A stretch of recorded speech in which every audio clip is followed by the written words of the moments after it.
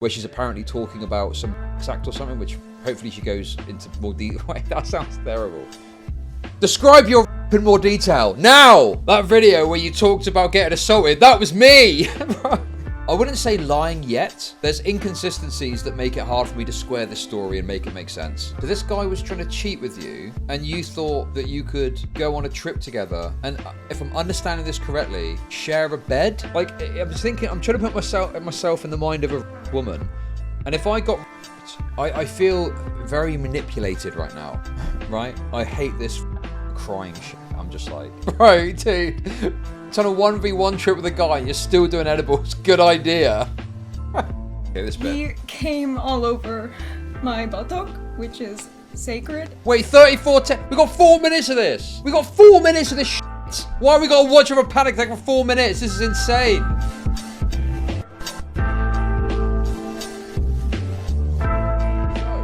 This is about someone called Daniel Greene, who's from a genre of YouTube known as Booktube, which is where they talk about and review books, okay?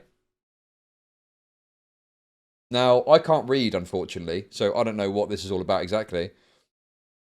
But nonetheless, there's a bit of a narrative here, there's a bit of a background here. So, let's get into it, and let's get started. But of course, as always, a man's life hangs in the balance. Welcome to a special Booktube edition of Rate Review.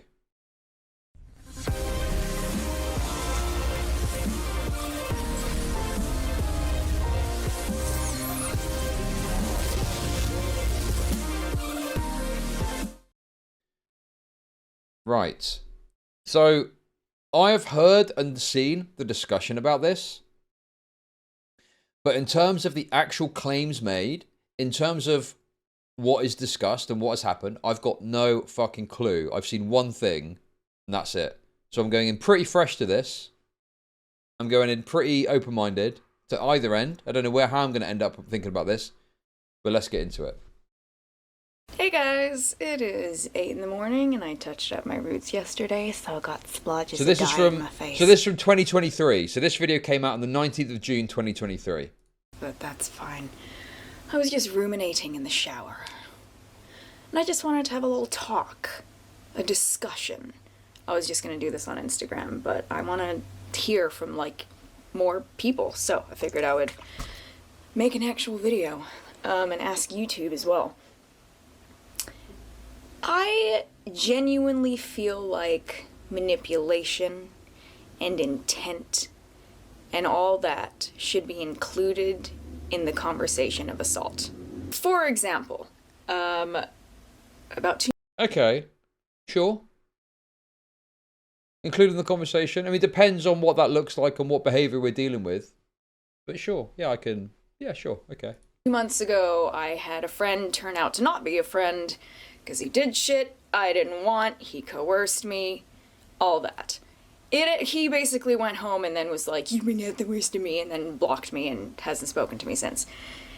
And on one hand, there was a part of me that was like, well, that was assault, but there was another part of me that was like, you didn't fucking fight back, so, you know, Okay, well, that's quite slim pickings. I mean, I don't know what to make of that situation. Like, what exactly does that look like? Because, you know, there's obviously, like, I guess the question would be, in what way was your consent breached at the time that made you feel like this? And without more information, it's difficult to get a kind of handle on that, you know? So we'll listen on. And I was basically this man's therapist for 3 fucking years. And as I slowly unraveled his story and figured it out and kind of figured out why he does what he does, you know, it was all like a revelation to him, and now he's in therapy, blah, blah, blah. I recently got in contact with somebody he assaulted 7 years ago. And as she and I have been talking, it has become blatantly clear that none of what I figured out was a revelation. This man has been doing the same things. He has been using the same excuses. He's been manipulating and lying and coercing for almost a decade. So at that... Okay. We need some detail of this. We need some meat on the bone here. Because it's like, well, that could mean a lot of things. And it could mean behavior that is incredibly egregious, that we would all see as really bad and would maybe categorize more severely. Or it could just be like, you know, the guy was a fuckboy. Do you know what I mean? The guy was just a fuckboy, strung you along a bit, and that was that. And yeah, it sucks to be in that situation, but that's very different to like a coercion or something more egregious. So without more info, it's like, you know, we'll see. We'll see, I guess. But I'm a bit like, well, can you... I know there's more of the video to play and we'll get to it, but I guess I just wish that we had a bit more in the way of like evidence or meat on the bone or something like that. At that point, it's like, okay, you know, looking into laws and stuff like that, every law is explicitly like, if you did something and then you regret it after, it's not assault. But they don't take into account how good so many predators are at lying and setting up the situations. I found this conversation with him that I had actually taken a photo of. Basically, when I got back from Vegas, which is where he did it, we were still friends, but my mind was like, yeah, no, that was fucked up. You need to start, you know, capturing the proof, because this man never said anything unless he was on like video chat or in person. But reading that conversation that I'd photographed, it was so clear that he knew exactly what to say. Nothing he said was incriminating. Everything was like a... Anyway, basically, the point is, if I had been the only person, I would have been like, okay, that was fucked up. You piece of shit. Go to therapy. I mean... possibly, I guess. We have to be dealing with someone who is on like a... quite an advanced level of manipulation to be thinking about what they're saying in person, what they're saying in a call versus what they're, I guess, typing out. That would require quite a lot of forethought and stuff. And you know, maybe the guy is that kind of person, but it comes across a bit conspiratorial when it's like, well, I can't prove anything because it was only ever in voice and on video chat. And plus, video chats can be recorded as well. Like if you're doing a call, there's ways and means to record that. But it's, you know, discovering that it was all premeditated and it was all planned. And for 3 years, it was just... Is that really advanced? Well, yeah. What, to intentionally state things?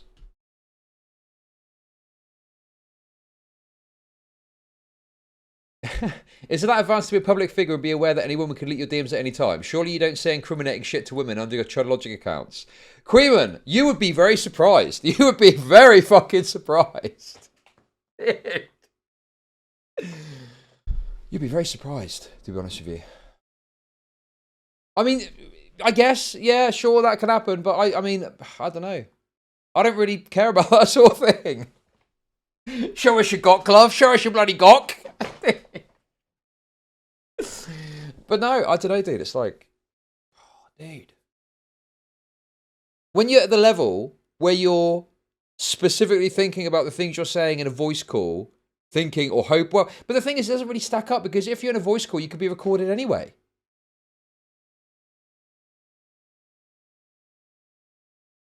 So yeah, I don't know.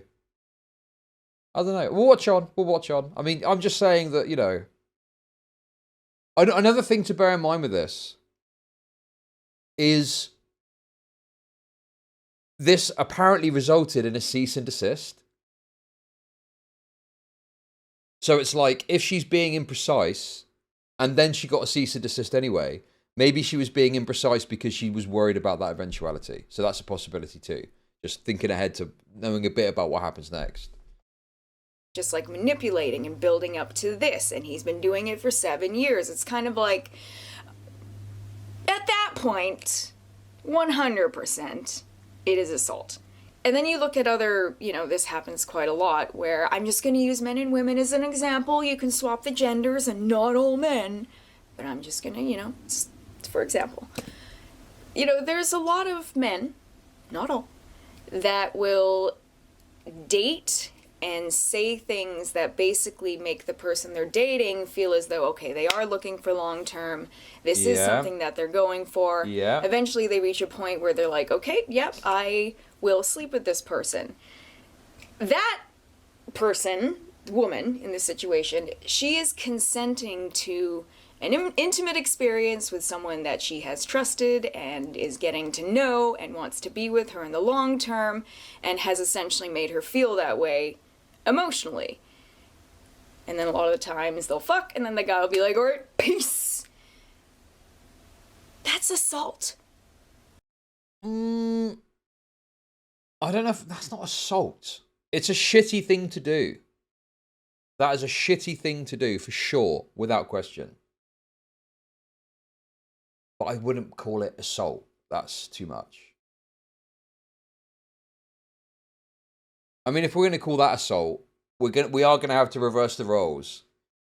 And I think we're going to have to talk about the way that, you know, women lead men on with, you know, a concept of some sort of sexual relationship intentionally that doesn't then come to pass. And not because it's like, oh, it's like an intentional leading on. We're going to call that assault? Sure, we can call this assault. Okay? Then we can be on an equal playing field. That's rape too, sure. Those terms are acceptable to me. Do women do that? No, never. Women have never led a man on to get some sort of friendship-based relationship out of them with some sort of, you know, non-specific premise of a deeper relationship. That's never happened. That's never happened before.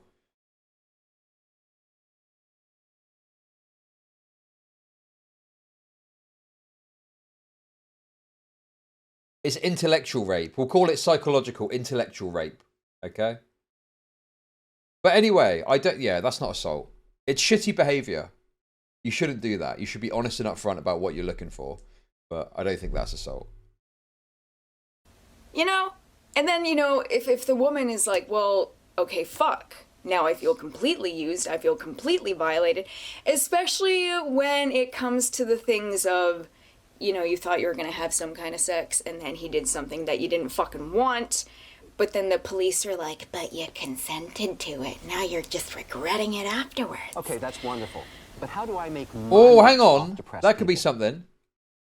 What would that be? Thank you for the super chat. Well, no, that's not... It depends on what it is. Is it anal? Are we talking about anal?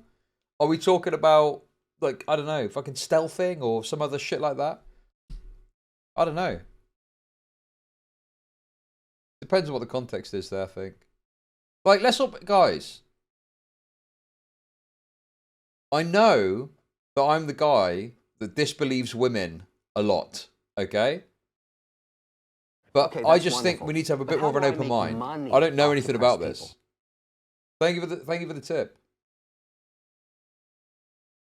Like, the series of events here are kind of unusual for me because she releases a video on 19th of June 2023.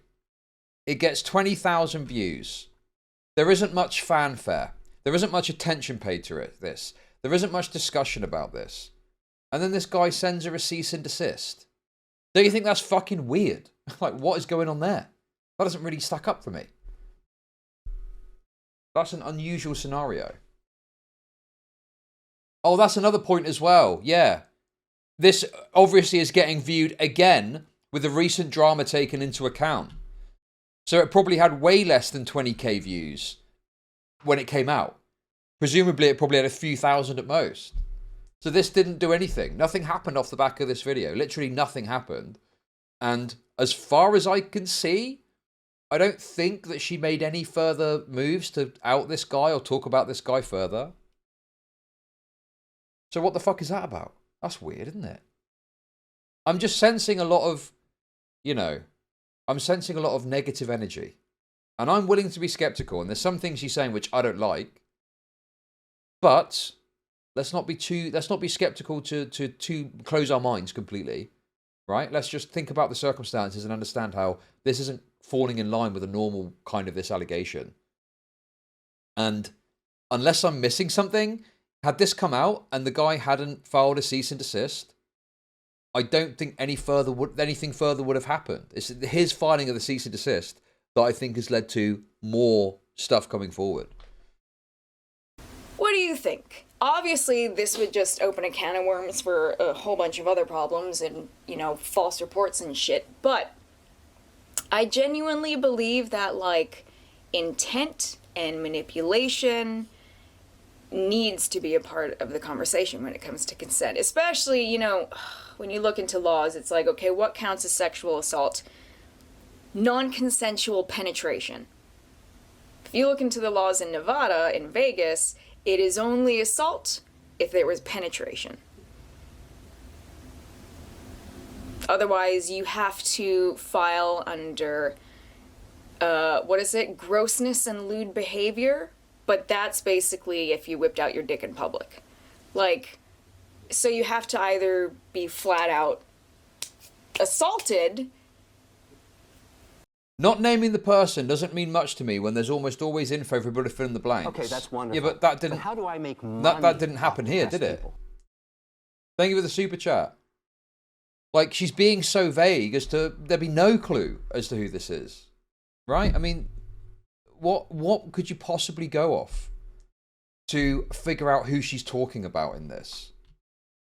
Like, there were specific things that Shubble said that made it clear it was about Wilbur Soot. But there's nothing here of any specifics. From what I can see, this is just a video stuck out into the ether, genuinely talking about these issues in a broad sense. Just going by what people are saying in chat. Yeah, but that's the point I'm making. The only reason people know who this is now, okay, is because this guy filed a cease and desist against her, which led her to release a video with more information. So if that hadn't have happened, I don't know or think that anything further would have happened. I don't think. Could be wrong, but. And then there's no other middle ground. I'm fine, as fucked up as it was, and it did make my PTSD go through the roof. And that's another thing. Obviously, anyone watching this that's kind of been through some fucked up emotional manipulation. Apparently many people in Booktube knew it was him. Okay. So maybe within the community it was a thing. But how are we seeing that? How do we know that that happened?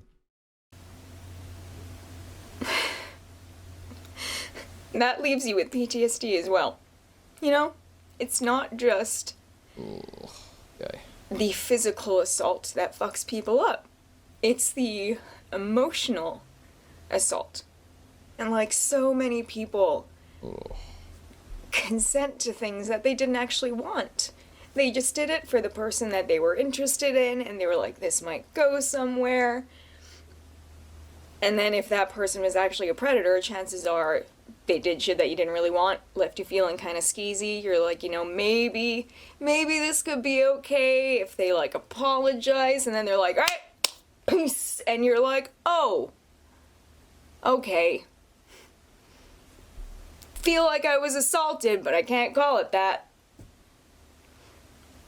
People are fucked up. Okay, I think that the problem is here as well, it's like this language that's being used is obviously going to get people's backs up. My back is up already, calling it certain things. Like, I think assault would need to be a more explicit breach of consent.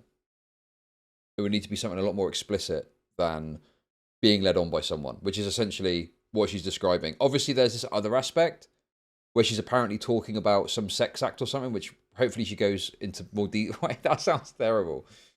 Describe your rape in more detail. Now! No, I'm hoping that there's more information to kind of get a guide on what we're dealing with here.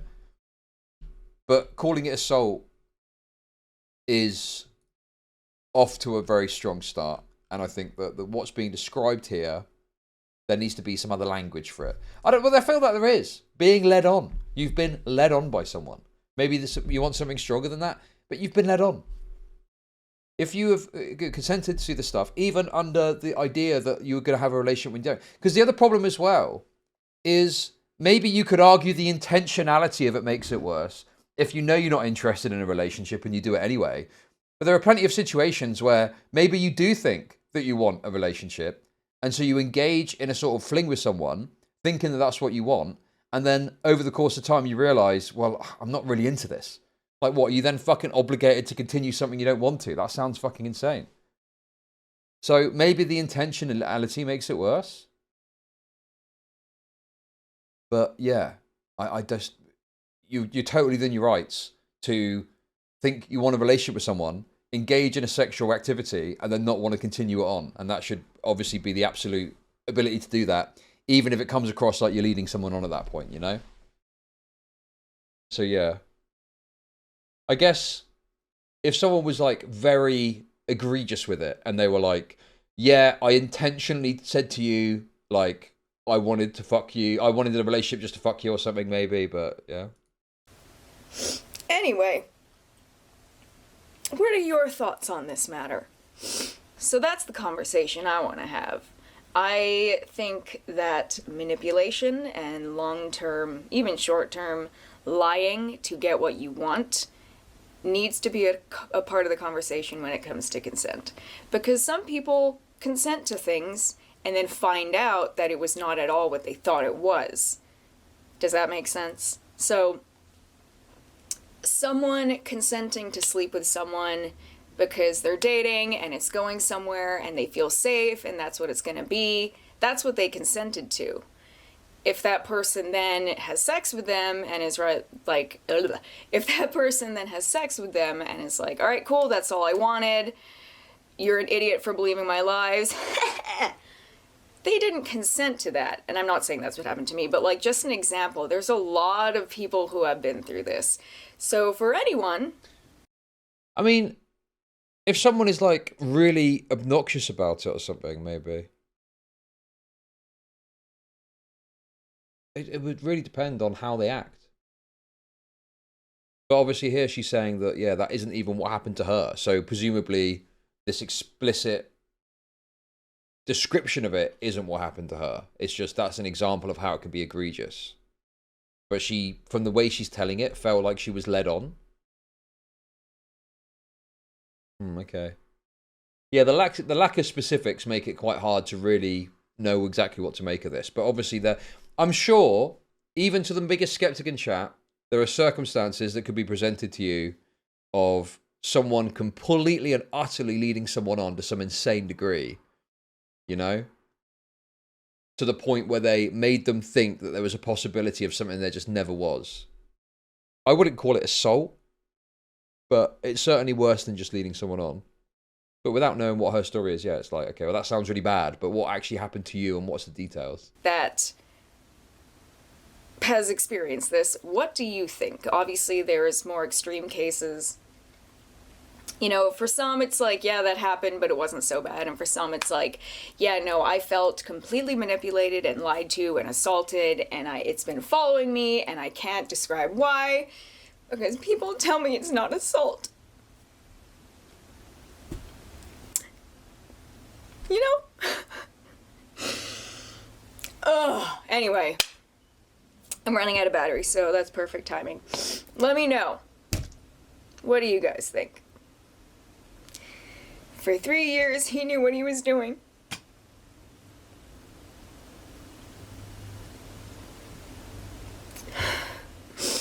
He knew what he was doing. Okay. I mean, the whole thing just comes across as a woman And then a lot of the time, wanting to like talk about her experiences free of any like specifics being named.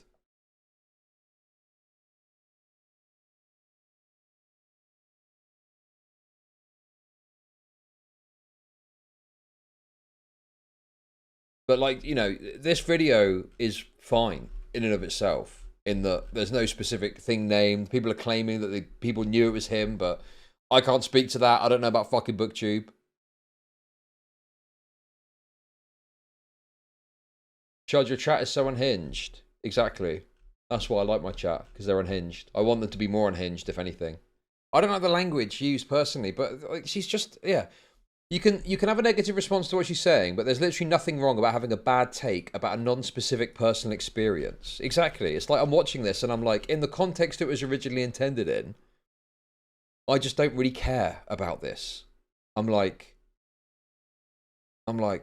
okay, so she's just speaking in a video in 2023 about a bad experience that she had without naming anyone, without putting anyone on the chopping block. You know, like, yeah, fine, whatever. What do I care? If a woman wants to say, oh, I feel that this situation was really bad, I think it's bad, we can't include this in the conversation and shit like that, right? Like, this is where the kind of, the speech aspect comes in, where people have got an absolute right to talk about something like this in any way they see fit. I think the naming thing is where it gets sticky, when you start to name people and then they've got to they answer to something, particularly if you don't have any evidence to back it up, right? That would be a problem. If she was going, oh, this guy did this to me, it was basically assault, and da-da-da, I would have more of a problem with it. Because it's like, well, we're kind of going in pretty fucking... This is a lot. This is a lot to go in with very little. But I think people are recontextualizing this video with everything that's happened now. But as it stands, I mean, no one... I don't think meaningful amounts of people would have known about this dude being linked to this had this not come up. Okay, that's wonderful. But how do I make money off depressed people? Just letting people do a short scavenger hunt to narrow it down as a loophole. But what information is she providing? What information? Point to me the information she has provided to us that will allow us to establish that this is this individual.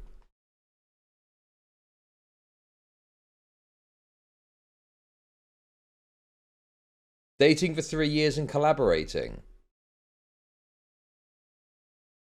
What? It was just a dating for 3 years. Oh, the Vegas stuff. I guess, yeah, you could pinpoint it that way, sure. But did people pinpoint it? That's the question. Yes, maybe you could argue that was happening. But was there enough information for anyone to pinpoint it, even people that knew about the circumstances? When fucking Shubble talked about Wilbur Surt, people pinpointed it by the time the fucking stream was over. Or the video was done or whatever. Like, it was that quick. There's not really enough here, I don't think, for me to go, okay, well, that's clearly a sign. That's clearly a sign of who it is.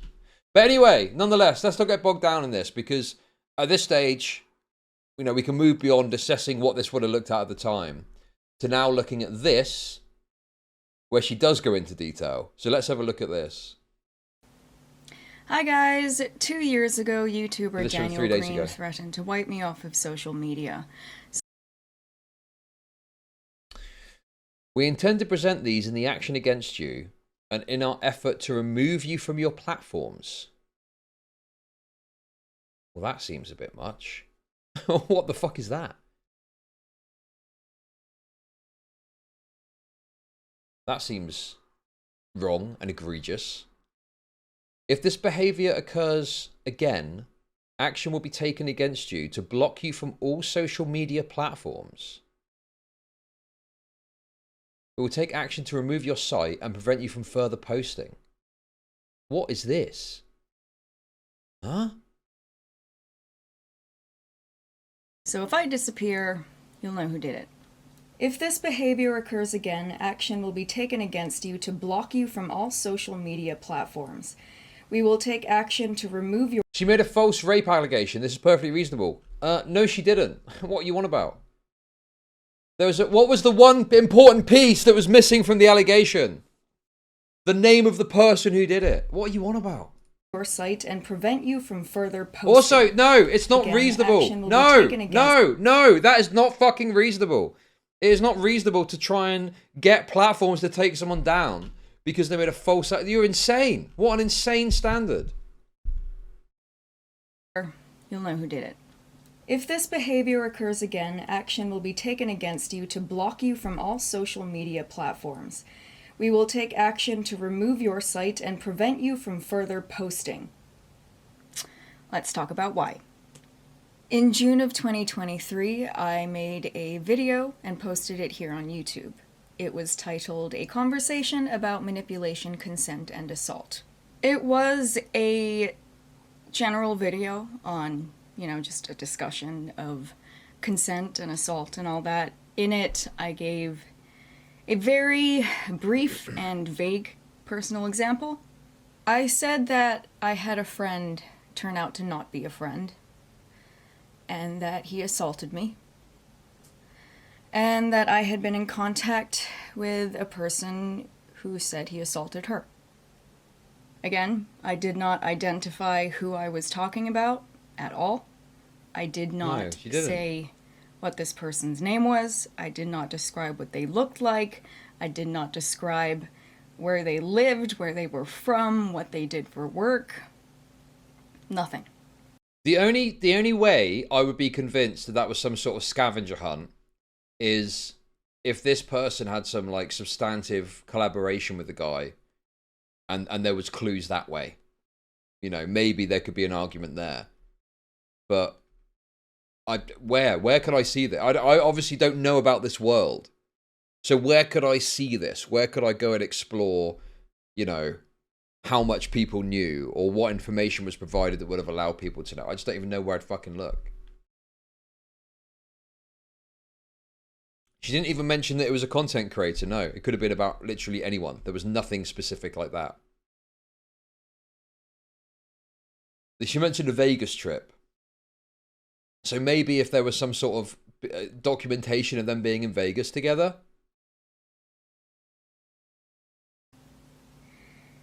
Eight days later, I received a cease and desist from Daniel Greene's lawyer, threatening me with a lawsuit, demanding that I take that video down in 24 hours, or they would sue me for slander and defamation.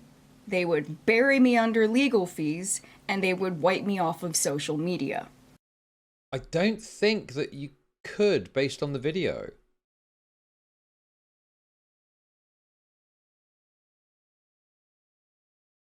What would be in there that would allow you to do that?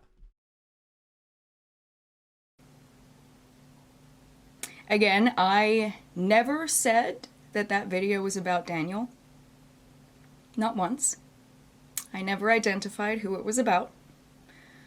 I go to Vegas often to get tattooed. Daniel knows that. In fact, that was something that I said to his lawyer. I told his lawyer, I go to Vegas often to get tattooed. Is that not a bit of a self-report, no? Is that not a bit of a self-report? That video where you talked about getting assaulted, that was me! I'm not... The trouble I've got with this is I don't know this world well enough. And I could look at the Minecraft situation and I could go, right, this is obviously about this person. I don't know the Minecraft world well enough, but I can see how quickly it got pieced together and I can see the specific details. Here's an example. Shubble, in her comment, spoke about the fact that there was mold. There were specific things that were mentioned that made it obviously about someone in the UK. The moldy house being one of them. Oh yeah, DK, that's an interesting point. What are the other videos is it speaking about? Hang on, did I miss that? Okay. So the cease and desist demand. If you don't comply with the cease and desist demand within 24 hours, Daniel B. Greene will have no choice but to move forward with this litigation against you. In addition, Daniel B. Greene will be entitled to seek monetary and equitably for your defamation. In the event you fail to meet this demand, please be advised that Daniel B. Greene is asked to communicate to you. So how many videos are there? Oh, she goes over it. Okay. Got it. Slander and defamation. They would bury me under legal fees, and they would wipe me off of social media. Again, I never said that that video was about Daniel. Not once. I think she means the last video, as in I'm making a video now, and the last video is in the prior video. As in that's the last one was the last one, and this is the new one. I don't know if there's any other video. I don't know if there's a second video that she made. Well, where's the other video then? Well, what is this other video? But that's the point, I think, is I'm fairly certain that that video from 2023 is the only video that was made about this, and I don't think that there was any other video made in regards to this matter, as far as I can see here, unless I'm missing something. I'm hearing from reliable sources that it mentions two... Well, what reliable sources? I never identified who it was about. I go to Vegas. Okay, dude, people have literally switched their brains off with this one. All I did was call him a rapist because he didn't want a long-term relationship. I can't believe I'm now... No, she didn't call him anything. She talked about a personal experience that she had, and she didn't specifically name anyone. Often to get tattooed. Daniel knows that. In fact, that was... She said, okay, who did she say she was assaulted? Answer me this. Who did she say she was assaulted by? Who? Who did she name as being her assaulter? She let people connect the dots. How? What did she say that allowed people to connect the dots? If the pieces were laid out, why does it seem that only now this has become a story, and it wasn't a big story at the time like it was for some of the Minecraft stuff that happened? Something that I said to his lawyer. I told his lawyer... For the last video, it was general discussion. I talk about mental health and trauma and PTSD on my pages. I go to Vegas often to get tattooed. He knows that. If he thinks that video is about him, it just says something about how he views his own behaviour. Let me know if there's anything else I can do for you. P.S. Can you please explain to me how he's a medical professional?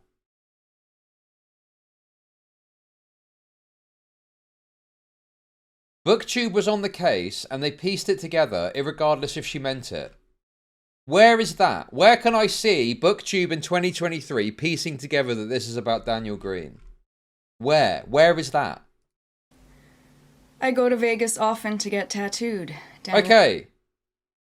If this is someone that she has collabed with a lot and there was a point it stopped, it could indicate. Well, where's that? Where can I see that? Where can I see any of this? Where can I see any of this shit?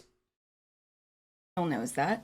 If he thinks that video's about him, that just says something about how he views his own behavior. So I did not take that video down. They gave me 24 hours, or they would sue me. I never heard back from his lawyer, despite the fact that I asked her a direct question. She called him a medical professional. As far as I know, I don't think he's a doctor.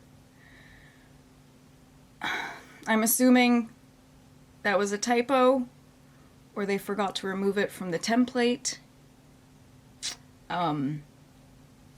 I sent this cease and desist to someone, and she's read a lot of them in her life, and she said that this was one of the most aggressive cease and desists she had ever read in her life. She also said that if she hadn't known what this was about, she would have... Does the community need to know? It's a cease and desist, not... Okay, obviously there's lots of people in chat and I'm responding to different people on different points. When I say that the community didn't know, the point I'm making is people are saying, well, they left breadcrumbs for the community to know. And I'm saying, I don't see the breadcrumbs and I don't see anything that would demonstrate this was pieced together before the last couple of days, okay? And in regards to what you're saying, I'm saying that how on earth can this person have been defamed when they weren't even directly named? And she was speaking broadly about an experience that happened. Now, if it is established, I think that it was known who it was. I think that can still be defamation. But I'm saying there's nothing seemingly to go on to back up this idea that people knew who it was purely off what she said in that video. I would have thought it was a cease and desist in regards to a bad review on Yelp for a doctor. Because they brought up Yelp like 8 times. They didn't want me talking about him ever again. But again, I never said that video was about him. Now, they also accused me of harassment and invasion. She literally said in the last video that she was in a relationship for 3 years. Right. But how does that connect us to Daniel Greene? Was it widely known that they were in a relationship together? Were there lots of posts to them together that suddenly ended? Is she in an exclusive relationship with this guy for 3 years? It's 3 years. Yeah, but was it public that they were together? Well, you can call me retarded as much as you want, but you're not fucking making any points. Why is, in all of this, okay, in all of this, I have not seen a single piece of information to back up anything anyone in chat is saying. Nothing. Right? You were just saying things, right? Exactly. Yes, if everyone knew, why is it only being talked about now? Exactly. Of privacy, which I'm not afraid to address. I have nothing to hide. After what he did to me in Vegas, I reached out to his partner because I needed her to know that what had happened I didn't want. I know what it's like to move country for somebody and then find out that they're a lying, cheating piece of shit. I needed her to know that I didn't want it. I needed her to know that he was sober and wide awake. Fucking done crying about this shit. What? He was sober and wide awake, and I was half asleep and on drugs. Which he knew. Okay, what is this? Dope. I'm going to try and sleep on the plane so I have night energy. 840 milligrams. Going to go to the pool now. Holy fuck, how high are you going to be? A good amount. 50 milligram is fun time in space. 40 milligram is fun time on Earth. Haha. I've been taking 40 milligram edibles every 2 hours the entire day because it was 420. What? What? This message was only my first dose. I mean, we'll let this breathe a bit and see if there's other evidence here. But I'm like, well, that does sound like bad decision making to me. Like, what? Unless he was saying to you, take drugs. Unless he's saying to you, take drugs so that you're fucking pliable for me to rape. I mean, he doesn't have to do that explicit even.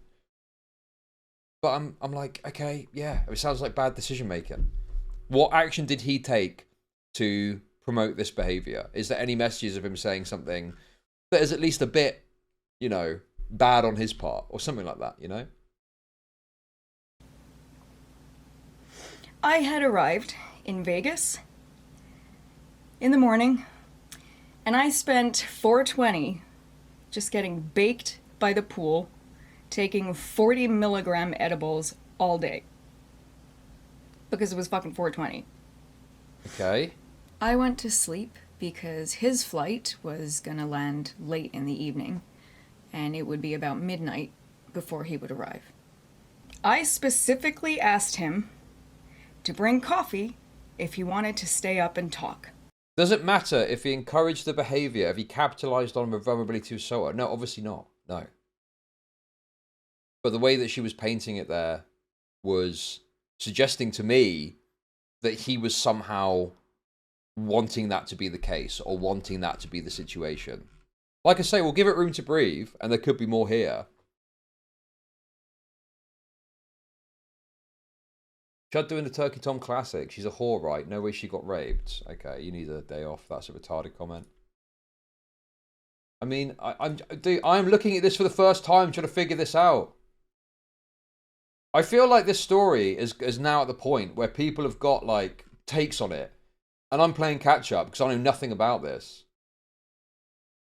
And then it's like, you know, I'm moving in sort of like as the story goes along and giving my takes on it as it happens. And I'm not giving the exact precise take that people on either side want, so really just getting fucking upset with me. And it's like, guys, I'm going through this step by step, using the kind of process I normally use to assess this shit. So there may be times when I'm not 100% agreeing with your side or the other side. I'm just like, okay, this is what I think about this piece of information. This is what I think about this piece of information, right? Like, I think that the way this cease and desist is worded, it comes across as extremely aggressive and unreasonable. And I don't know how you could even say the things it's being stated based on the video that I just watched. And then with stuff like this, it seems like I'm flipping over to the other direction because you're fucking all sides-cucked on this. But I'm just looking at it and going, well, that seems like she's trying to suggest he's trying to make that the situation. But it doesn't seem to be evidenced about that. And now we're looking at this message now. Okay? Anyway, just relax. We're going to get through it, okay? Got on board Wi-Fi for the next 20 minutes. Like, you have got to recognize, regardless of what retarded take you've got about this breadcrumb shit, which is obviously fucking brain dead, you have got to appreciate the fucking weirdness of the situation that you've got her doing a video in 2023 that doesn't fucking draw up any attention or conversation, as far as I'm aware. I don't think there's any meaningful conversation about this guy having done that, as far as I'm aware. If there's any videos, link me and I'll look at them, okay? And now this cease and desist happens, she comes forward with more information. Like, it's a year and a half, over a year and a half old. What the fuck is that about? That's a really weird scenario that we don't normally see. You know, normally it happens a lot quicker than this. So there's something going on here that's out of the norm, and it makes it more complicated and harder to assess this versus when it's quick, easy, boom. There's this information, there's this evidence. Does it back it up? Doesn't it back it up? There's a lot going on here, okay? Got on board Wi-Fi for the next 20 minutes. That's wonderful. Thank you for the super chats. Money off depressed people. Had to watch an ad for it. Just wanted to... Oh, the lawyer's the same energy as Dark Viper's lawyer. Yes, true. Had to watch an ad for it. Just wanted to say so excited and can't wait to chill. Nice. Could you buy iced coffees or something when you're at CVS in case we want to stay up and talk? Also, this here, right? This doesn't come across as wonderful. Meaningful relationship everyone knew about. Off depressed people. Take a look inside a book, it's assault. Thank you for the super chats. This comes across as like they're what? Like a fucking very casual connection, you know? Could you buy some iced coffee or something when you're at CVS in case we want to stay up and talk? I'm going to try and sleep now. Had a big dinner. She said that a three-way relationship. But she also said, I found out a friend wasn't a friend. So it sounds like it is a relationship, but it's a more casual relationship rather than an actual proper relationship. So I think that's the disconnect with this. Like, it is confusing because it's not specific enough. But I think that's what the situation is. Works for me, though we might just want to crash and start early tomorrow. Lol, either way, I'm happy. Yeah, grab some just in case. Please make sure one is vegan. Okay. She's a vegan as well, of course. I specifically asked him to bring coffee. He said, nope, let's just sleep, we'll hang out in the morning. Wait, was that the message we're supposed to look at for that? Okay, I mean, I don't... I don't know what that... Okay, that seems silly. Okay, so we didn't bring coffee. Right, anyway, let's let it breathe more. Come on, relax. I specifically asked him to bring coffee. He said, nope, let's just sleep, we'll hang out in the morning. He turned up at midnight, sober and awake, and pressured me, half asleep and on drugs, into sexual things that he and I had agreed beforehand would not happen. Okay. I repeatedly asked him if we could just sleep and talk in the morning. I was halfway through a sentence when he pushed me over and shoved his tongue in my mouth. He repeatedly tried to stick his penis in me. Where's the evidence of that? I mean... well... Oh, you mean that... Oh, okay. I thought you meant like the actual tongue in the mouth. I mean, it's... Well, okay. You mean preconceived discussions and stuff. Yeah. There's not enough there to really go off, right? I thought you were like, where's the evidence that he tongue punched a fucking... Okay. So, I see what you're saying now. You talk about evidence... Yeah. This section... Yeah. Okay, I get it now. I get it. Okay. Sure, I agree with that. Obviously, we're not looking for pics of them fucking in bed. It's more so, where's the prior conversation that would allow us to figure this out? right? Where is the conversation of, oh, I'm not into this, I'm not into that, da da da. Like, it's a bit unusual if that's happened that we're not seeing that. That would be great to show. That's at least something, you know? Saying, come on, just the tip, just the tip. I repeatedly pushed Wait, what his was that? over and shoved his tongue in my mouth. He repeatedly tried to stick his penis in me, saying, come on, just the tip, just the tip.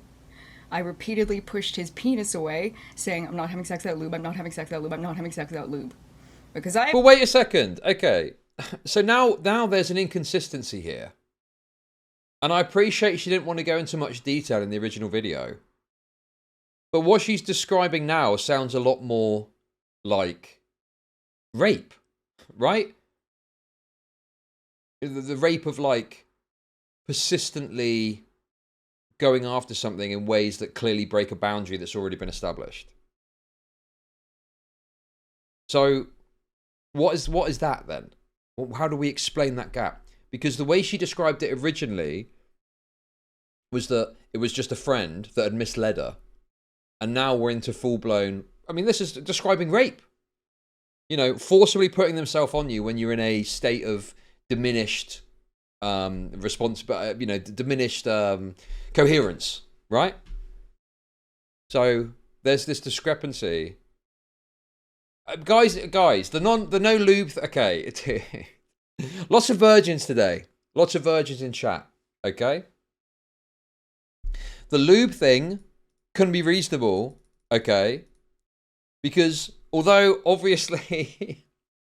Do we really need to discuss this, really? Even though women get aroused, and obviously there's certain lubrication that happens, okay? Sometimes that could be inadequate if you want to go whole hog and slam some pussy, okay? Oh, she's got a condition as well. Okay, fine. But even beyond that, sometimes the levels that you want to go to might not be covered by the biological lubrication. Let's try and make it just medically as possible. Okay, let's talk medically about this. I repeatedly asked him if we could just sleep and talk in the morning. I was halfway through a sentence when he pushed me over and shoved his tongue in my mouth. He repeatedly tried to stick his penis in me, saying, come on, just the tip, just the tip. I repeatedly pushed his penis away, saying, I'm not having sex without lube, I'm not having sex without lube, I'm not having sex without lube. So, yeah, DK does raise an interesting point as well. The framing here of, I'm not having sex without lube? Wouldn't it be, I'm not having sex, full stop, period? Why would you say, I'm not having sex without lube? You know,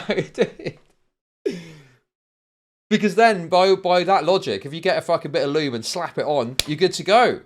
I mean, that just seems like you'd surely just say no, full stop. Okay. Yeah, it could be like the I've got a headache type thing. You know, the classic fucking like 90s movie meme of the woman having a headache. Yeah, weird. Because I have medical conditions. Oh, here we go. One of which is idiopathic hypogonadotropic hypogonadism. It can make sex very painful for me. I cannot self-lubricate or stretch. Bro. Which he knows. Can we... Okay. He kept trying to shove it in me. I kept pushing his dick away, God, just repeating, I'm not having sex without lube, I'm not having sex without lube. Okay. To be fair, with that taken into account, wait a second. If she's got a medical condition, that could be why she's focused on that aspect of it, okay? That could be why she's saying not without lube, because that's her focus because of the medical condition. So that could be something. But what prior communication has happened that would allow him to know this? Because, dude, this is where you start to sound a bit rapey, okay? We can't really avoid that, right? We're going to have to enter the rape mind palace. You're going to have to enter my rape mind palace, okay? Now, obviously, it goes without saying that if a woman is clearly not interested in participating in a sex act, okay, then that should be that. If this person has just got off a flight and you've got there and the woman is there and, you know, there could be like an element of wanting to participate in a sex act and feeling like pushing your luck is the right way to go about that, right? It's like there is a thin line between pushing your luck and raping someone. Okay, now there's a quote for you. Now there's a fucking quote for you, right? It's like the dynamic between being a bit cheeky all the way to, you know, pushing to the point of like, oh, stop, to pushing to the point where it's a bit inappropriate, to pushing to the point where you're just raping someone. Okay? Put that on the next fucking YouTube drama Reddit post, you fucking F slurs.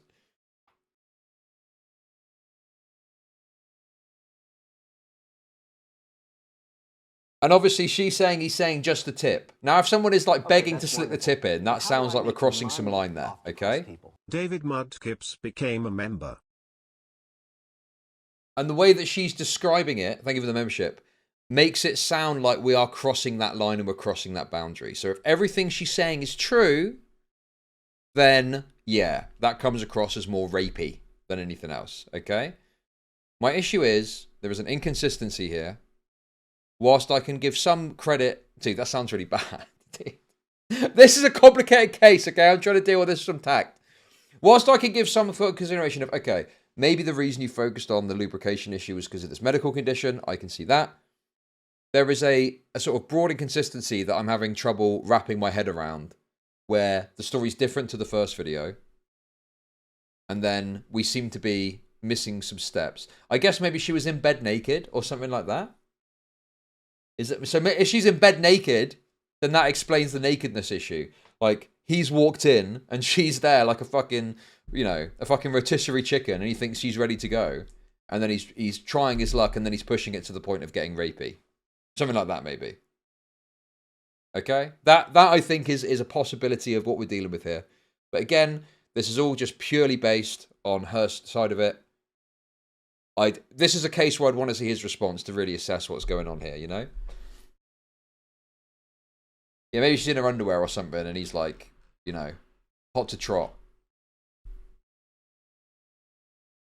Jerking off onto me. Okay, bro, that is a crazy That is a crazy unpause. We need to go back a sec. It's fucking... That is... Oh, come on, guys. I'm trying to take this seriously. That was a crazy fucking unpause. I can't believe it was literally that perfect. Lubricate, one of which is idiopathic hypogonadotropic hypogonadism. It can make sex very painful for me. I cannot self-lubricate or stretch, which he knows. He kept trying to shove it in me. I kept pushing his dick away, just repeating, I'm not having sex at lube, I'm not having sex at lube. Jerking off onto me, moaning about how long he'd dreamt about it. It was fucking disgusting. Yeah, so okay, right. I could understand her being naked in the bed, or her in a state of undress because she's gone to bed. But the narrative here is that this guy's walking in, right? And he is just instantaneously, like, fucking what? Stripping his clothes off, so his cock's out. He's ready to go. Yeah, there's something that isn't quite stacking up with this. There's something that isn't stacking up where I'm like, well, I feel like we're missing some steps. Could it be that she is not wanting to think about it, and so she's missing out certain details? Sure, that's a possibility. But it does give me that Rich Campbell vibe where I'm like, well, what happened between that to get to there? You know. Anyway, nonetheless, let's give this some more time to breathe and see.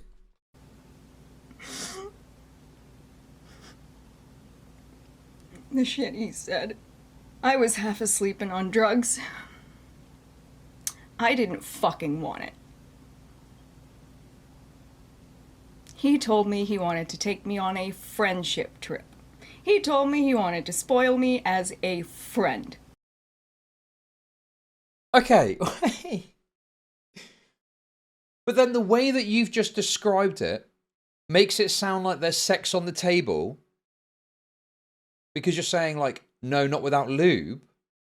But now it's a friend trip. Like, what? That's completely inconsistent.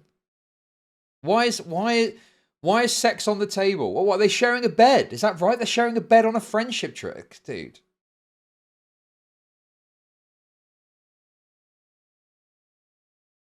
I don't know, dude. Like, this is not adding up. This is something off about this whole thing, bro. What the fuck?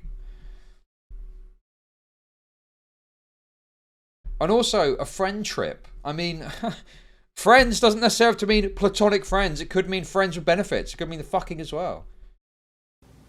We agreed beforehand we were just friends. He turned up at midnight and immediately went against his word. I didn't have time to fucking think. Because also earlier she was saying that there were certain sex things off the table. But that seemed to suggest that sex was on the table broadly. But there were certain acts that wouldn't be allowed. Ship, clarify when there'll be no sex. No, you're wrong. You're wrong. It was never that there wasn't going to be any sex. It was that there wasn't going to be certain acts on the table. And then in the story herself, she says it was not without lube, but it seemed like sex was on the table.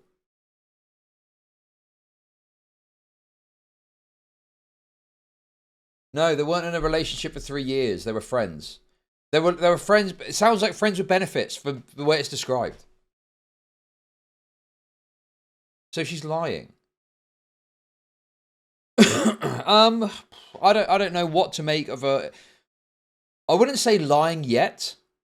There's inconsistencies that make it hard for me to square this story and make it make sense. That's where I am at the moment. Anyway, I reached out to his girlfriend because I felt like shit. And I know what it's like to be cheated on, and it fucking sucks. She replied and asked me for the truth. Naomi, for 2 years, what exactly went on behind my back between you two? I would like to at least hear your words too. He asked me for the truth. I was at the airport when I received that message. I headed home to send her the truth. Jean-Luc Picard became a member. Jean-Luc Picard celebrates 12 months of membership. There's so many holes in this story. Okay, stiff, tight, and dry holes. That's fucking a bit much, but thank you for the membership. By the time I got home, she had asked me to leave her alone, which I completely understood. So I respected that, and I left her alone. A handful of days later, she reached out to me again to call me a vile, despicable human being. I feel like I finally know the full truth. You're both vile, despicable human beings to do this to another person over years. I'm revolted by the mere sight of you. Over years? That would suggest this was not more than a one-time thing, no? It was that message that made it very clear to me that she had been asking him for the truth, and he was still lying. There's no way in fucking hell you do that to me and then use me as a fucking... Oh, okay. Sorry to pause Andy. She's explaining it here from her side. We were not having an affair. He was begging me for one. I talked him down from cheating multiple times.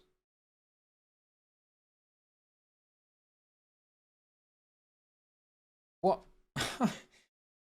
That's a bizarre concept to me. If you're friends with a guy and he's trying to cheat and you don't want that to happen, what is the multiple times thing?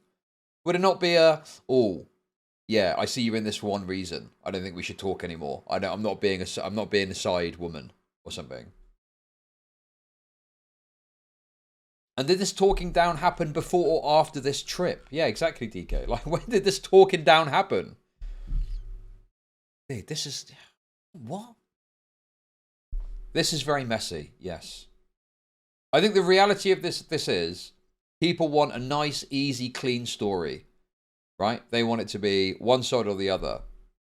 But her series of events makes it confusing. But then also his actions make it confusing too, presuming that cease and desist game from him. The way he's acted and responded to this. It's just, bro, it's a lot. It's a lot to fucking try and figure out live for the first time. But I'm doing my best. Scapegoat. Jesus Christ. Fucking disgusting. So, because she had once asked me for the truth and made it blatantly clear she had been asking him for it and that he was still lying, I sent her 8 pages that I had written, because this is how I fucking deal with shit. If I have something to say with somebody, I write it down and I make them listen. This... I mean, they could just ignore... They could literally just ignore it, right? I mean, nice idea. But if they fucking tear it up, what are you going to do? I mean, 8 pages is a lot. But then... I mean, I don't think she's like... I don't think she's like lying necessarily. I think this is a case of at worst like an embellishment, if so. Like, I find it hard to believe, unless she was like severely mentally ill, that she's going to be writing up 8 pages of shit and then sending it. Because if someone was like wanting to destroy this guy, you'd write the 8 pages and you'd release it publicly. But she only sent it to this woman, apparently. She said, made them listen. I think she's reading it for them. How? Okay. What's she throwing them up? Let's listen. Was written and read to Daniel weeks before all of this. 8 pages. 1.5 pages of this meticulous was me pages. calling him out for the way he had been treating me for 3 years. And 6.5 pages was me calling him out for his behavior in relationships and all the shit that he had been saying and doing behind his partner's. I will probably always be a cheater. So, this guy is a cheater, no doubt, right? Like, he's a cheater. I think that much is probably fair to say. I mean, sure. So we got him bang to rights on being a cheater. Boom. Cool. Especially the girlfriend's comments, this comment here. Cool. He's a cheater. Tick in the box for cheater.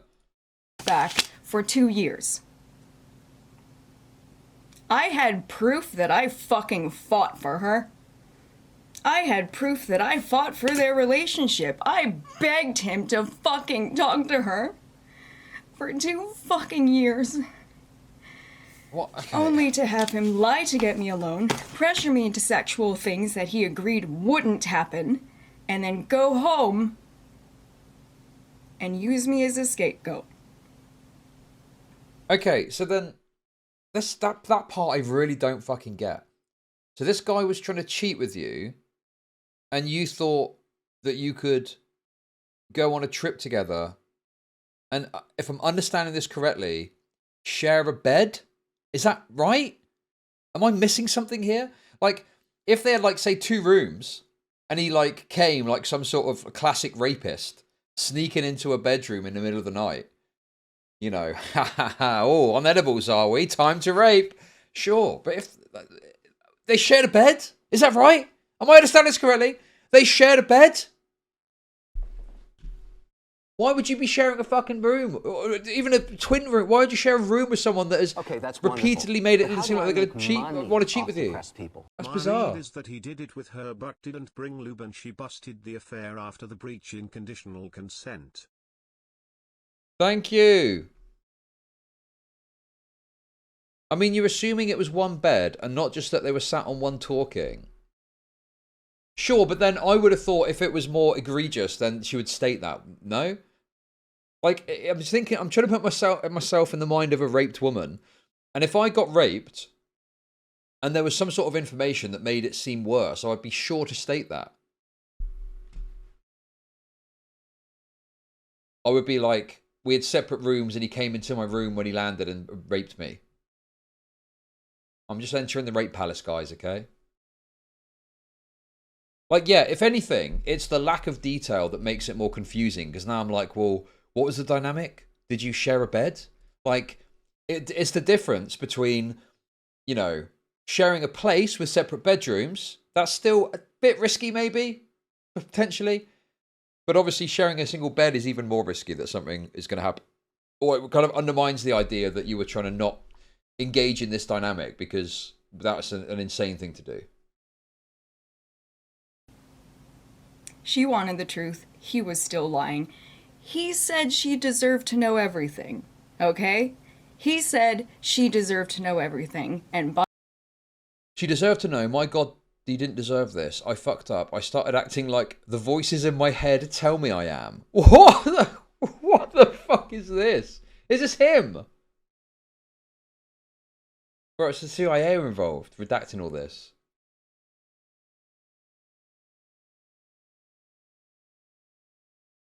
She deserved to know. My God, you didn't deserve this. I fucked up. I started acting like the voices in my head tell me I am. I mean, I would be cautious about seeing this as confirmation of anything. I mean, it's quite slim. I don't fucking know what to make of this exactly. Like, my God, you didn't deserve this. I fucked up could mean a multitude of things. I fucked up could mean like I strung you along.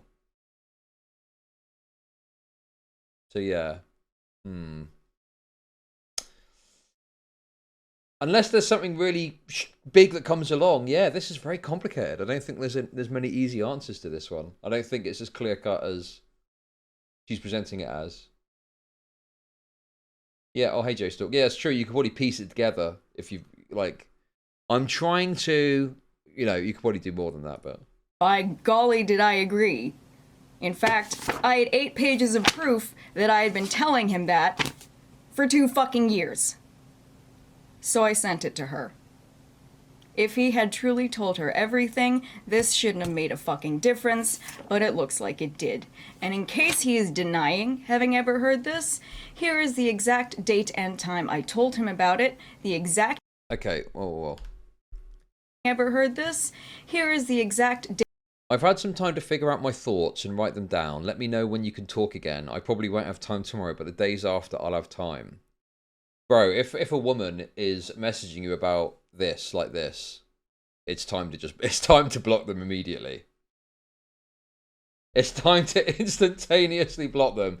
You do not need that fucking noise. Particularly if you've raped them. You do not need that fucking noise. Okay, sounds good. Want to put something in the calendar? For sure. Today I'm free till 2 p.m-ish, which would 5 p.m-ish your time or the day after onwards. Let me know when you can have another talk. Would you have any time later at all?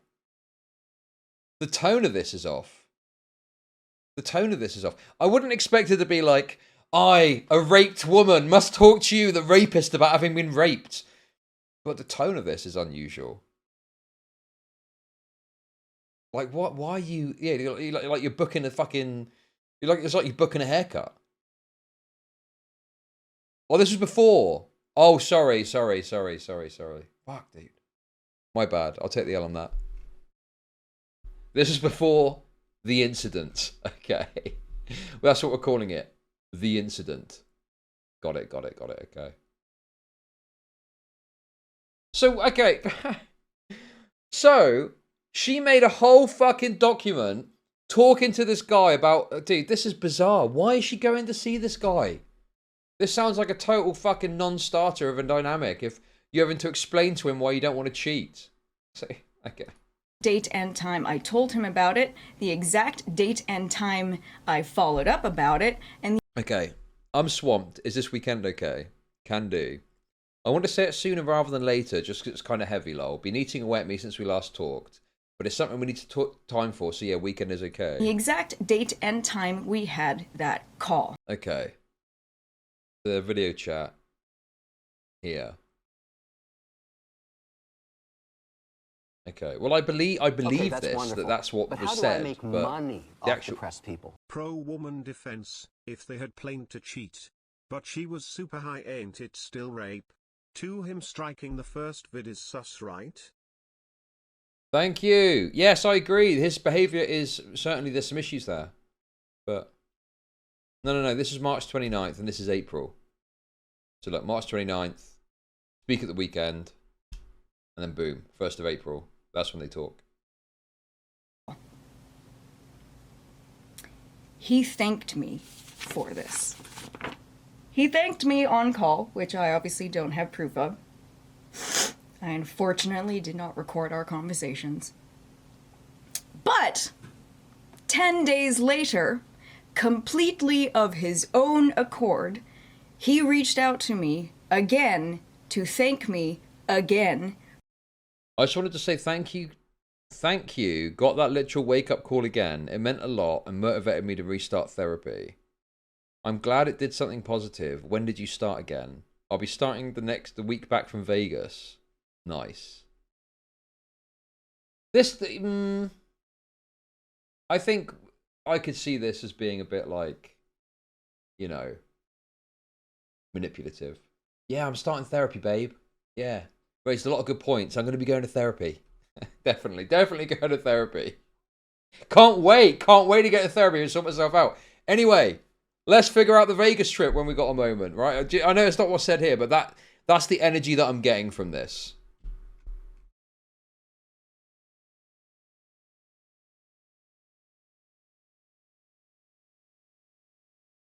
For this very real wake-up call. Okay?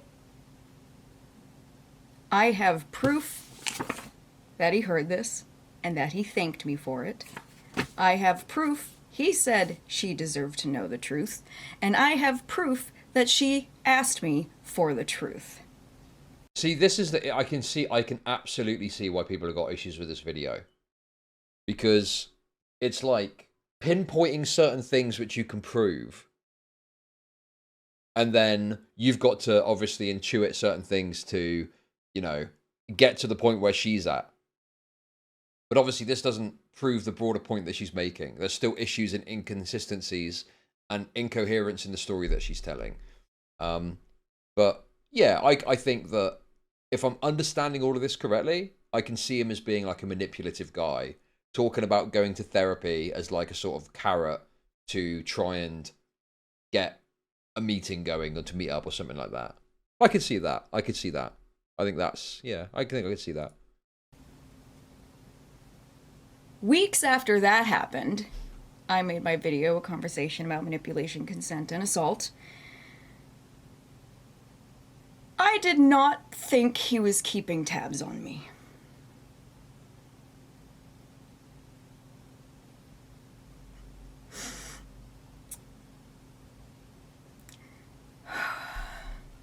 At the time I received the cease and desist, I was already going through something. I was already dealing with...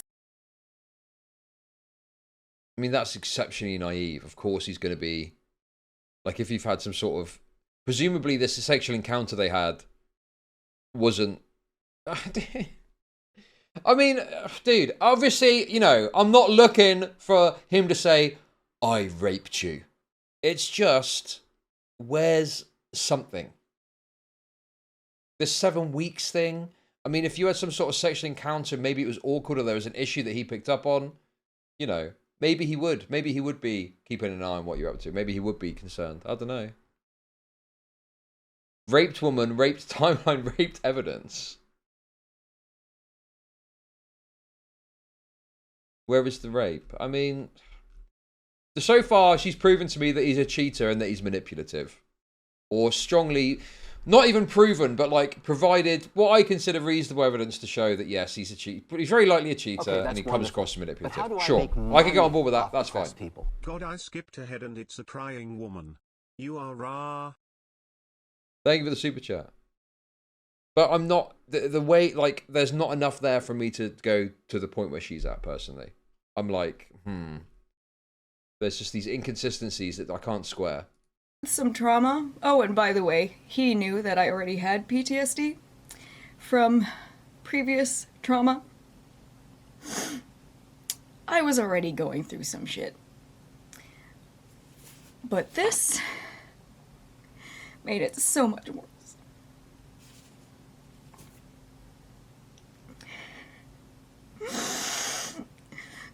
Finding out. Bro, cream. Dude. Look into his eyes and tell me he's innocent. Bro, I've not even got to that point. Dude. Just look at his eyes. That's all you need.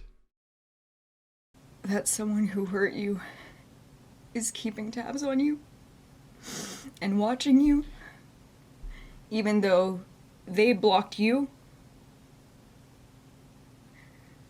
I kept that video fucking vague, and I did it on purpose because I didn't want to start shit. I never said it was about him, and I'm not saying that it is. What I am saying is that he said it was about him, and that he threatened to sue me if I didn't take it down within 24 hours. I mean, yeah. You don't make a video without wanting to start at least some shit. You guys are looking at this from the perspective of like drama and stuff.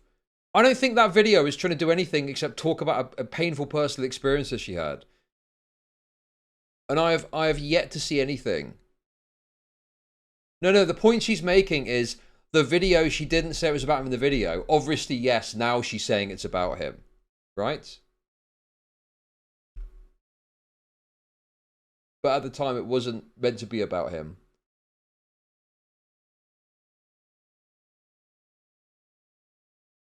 She hoped to God someone put the pieces together. I would agree with you if there was something more specific there to latch onto. If there was like a bunch of drama that I'd missed previously, right? And it was like, oh, look, this woman said this and it's about this person and here's videos about, I'd be like, okay, sure. So people did piece it together, fine. So there's stuff there that I couldn't understand because I don't know the community that well. But it doesn't seem like that's happened. And it doesn't seem like there's much there that she's given. Anyway, let's not loop. Let's continue. But I left it up. And it's been up for almost 2 years. I know people are going to ask me why I didn't say something earlier.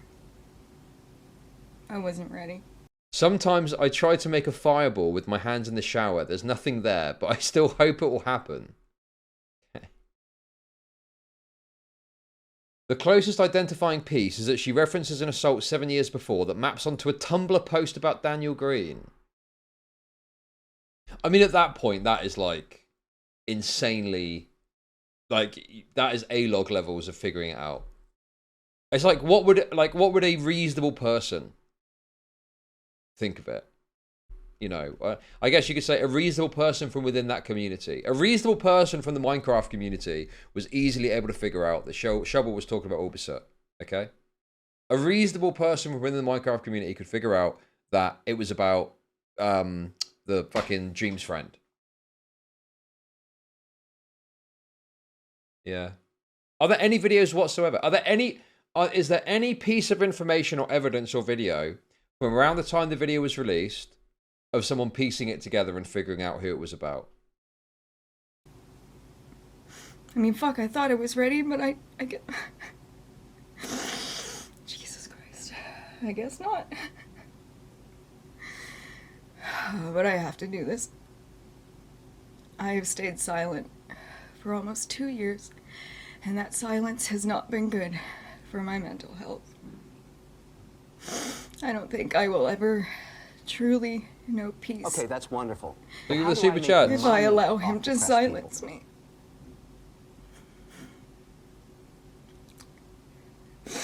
I mean, to be honest with you, I know people are trying to fucking litigate out the details. Bro, he's a fucking moron. He's made a rod for his own back here. I would wager that the only reason she's coming out about this is because there's fucking cease and desist. You know, it's literally like seemingly random, is it not? Why, like, I could be wrong. Doesn't seem like she was really that fucking hungry to make a video. Until he sent this fucking cease and desist through. And then that's provoked her to talk about it again. And in case you're wondering if there have been any allegations against Daniel, there was. He told me about it. That's the only reason I know about it. Okay, what is this? I mean, this is just... Okay. Daniel Greene is a rapist. He raped me in summer of 2016. He's a YouTuber now with hundreds of thousands of followers. Please do not follow him. He uses social justice issues for his own gain as a white straight man. Okay, dude. Case closed. Lock him up. Take him away, boys. Okay, this is obviously stupid. Like, what are we supposed to discern from a random Tumblr post with all this fucking overwrought political angle in there as well? It's just stupid. He did many things to me without my consent, and then he raped me and left me to leave his father's house bleeding. Fuck you, Daniel. Fuck you, fuck you, fuck you. Okay, yeah, this is like completely worthless for any sort of... Give it a second. Okay, I will. Sure, yeah, listen, obviously I'm poorly pause Andying. I'm sure we're going to get video footage of the event next. Come on. He told me it was false. And that there's no way it could be true, because he wasn't there at the time. Some random Tumblr just accused me of rape at a time when I literally could not have been in that state. I think unless it blows up, I'm going to try and let it get buried. Turns out he told Discord something different. He told Discord he was there, but he was only there to visit his father. The web of lies. Okay, that is an inconsistency. Why did he lie? Yeah, true. Okay, fair.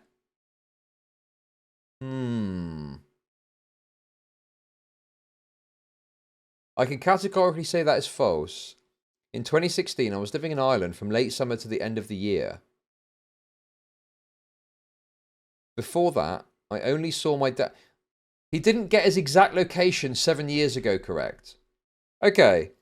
7 years ago, misremembering a town that I visited when I was on holiday, when I was in fucking, I don't know, Mexico 7 years ago, is different to, on the one hand, stating I wasn't somewhere, and then another stating that I was. You understand there's different things happening there, right? It's not misremembering, he's conclusively making statements which contradict each other.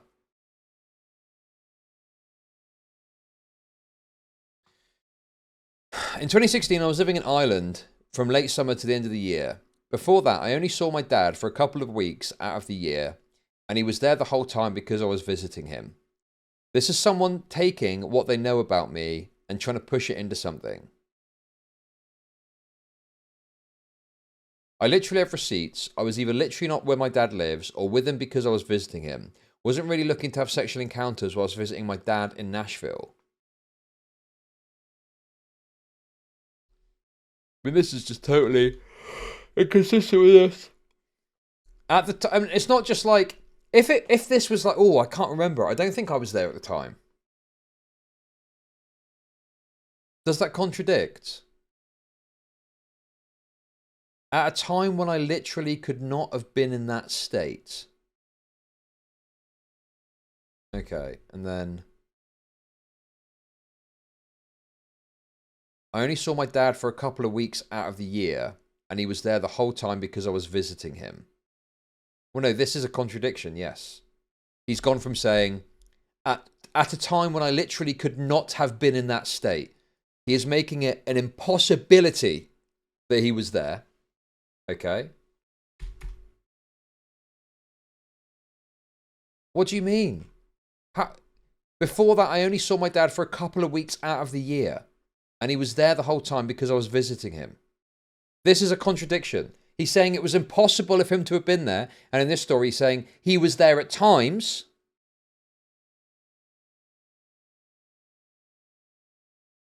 What do you mean? I've read it all. This is someone taking what they know about me and trying to push it into something. I literally have receipts. I was literally not where my dad lives or with him because I was visiting him. Yes, it contradicts. First thing, dude, are you fucking retarded? The first comment he's saying it's impossible that he could have been there. This one he's saying it's possible that I was there, but I was with my dad. God, you people just turn your fucking brains off, don't you? Yes, these two stories contradict.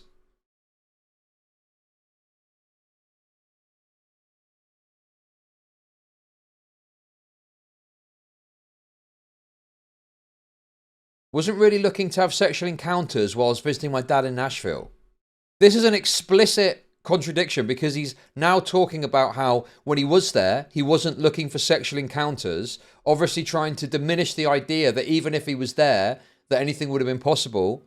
Whereas previously he was saying, I wasn't there, full stop, impossible. Like, this is a direct fucking contradiction. What am I missing? What am I missing from this statement that means it's not a contradiction?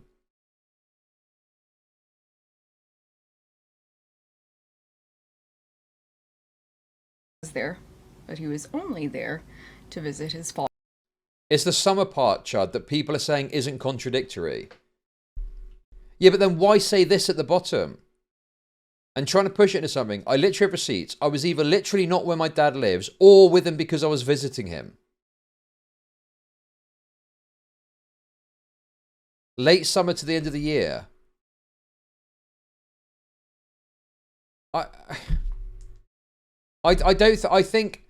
think there is, okay, if you're getting hung up on the word contradiction, okay, there is an incoherency to this story, at the very least. I'm willing to let's just say for the sake of argument, there's incoherence in what he's saying here to one person versus what he's saying publicly, okay? Is that okay? Can we fucking move on now? Holy fuck, dude. I personally think this is contradictory, but if you want to say it's incoherent, then we'll go with that. Father.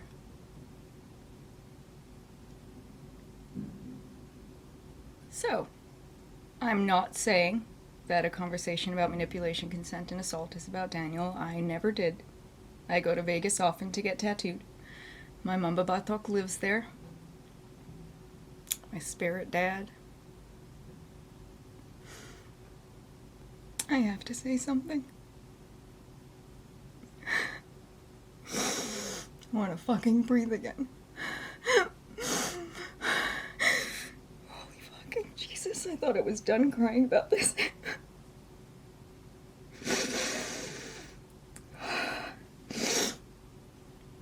If he did the things that I mentioned in that video, then that would mean it's a pattern. And if I woke up one day and saw another allegation somewhere, I would never forgive myself for saying nothing. Dude, Because I Daniel can't with likes this, man. to take his friends traveling. I feel very manipulated right now, right? I hate this fucking crying shit. I'm just like, I get it's emotional, but go again until you're not crying. And then fucking put that in the video, okay? Not a fan of this crying shit. Don't like it. Too much. Too much for me. Not a fan. I wonder if they'll sue me over this. I'm not saying that other video is about him. Oh, boo-hoo. Crying about your rape. Do another take, you fucking bitch, and then fucking put that one out. Sick of it. This one's about him, and all I'm doing is sharing the cease and desist. All I'm doing is sharing the fact that he was keeping tabs on me even weeks after our friendship ended, and that he watched my video, and that he said it was about him, even though I never did. Wait. I don't think that part is that crazy. Like, if there was some sort of awkward sexual thing, it's not that insane that he would be like, oh, is she going to speak and say something about this? Now, that could be because he raped her. But that could also be because it was he recognized the badness of the experience without it being that egregious and was like, oh, am I going to have to like have a fucking public like allegation against me, you know? So, yeah, I don't think there's much you can really discern from that. I think she's hammering that point home, but it's like, that could be reasonable. Did. And that he went to a law firm and told them it was about him, and that he sent a lawyer after me to bark like a fucking dog and threaten me into silence. He threatened to sue me. He threatened to bury me under legal fees. He threatened to wipe me off of social media if I didn't take that video down in 24 hours. Bro, how could you even say that? You couldn't. It doesn't make any sense. You're making claims that you can't fucking adhere to.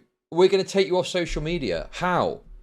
Send a letter to YouTube. Oh, YouTube, this video is defaming. YouTube are going to go, not a problem. Take her account down. No. What possible grounds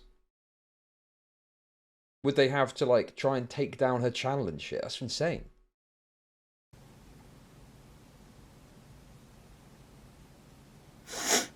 After I got this, Edit, another cut. anytime I got an email. It's gonna happen again, I guarantee you. Anytime I saw that little notification on my phone, my stomach would fucking drop. Because I was fucking terrified. It was his lawyer, again, coming after me to threaten me for something else. I spent a good year of my life looking over my shoulder, wondering what I couldn't say. Because apparently, if I talked about my life and the things that I have been through, even though, you know, even if I never say who the fuck it was, apparently he was gonna come after me for it. Sorry, not apparently, confirmed.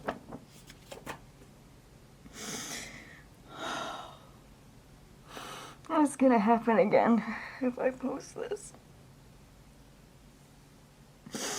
But I want to feel okay again.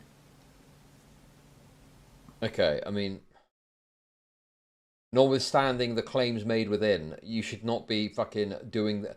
Like, you're trying to use YouTube as a therapy. Like, this is like the deranged thing that has been pushed, that coming out publicly against someone is like the solution, right? This is going to solve it. This is going to fucking fix all of this. Like, no, this is a completely the wrong fucking way of engaging with this. And it might not even help you. It might be worse. It might end up that you're worse off at the other end of it. You know? Like, it should be a very considered concept of what you're going to do. And it's not necessarily true that speaking about it publicly. Like, if you feel like it's a weight on you, then there could be other ways that you could engage with this that don't put you in the spotlight like this. Like, you could, you know, talk to other people, friends, etc. around you, or something like that, you know?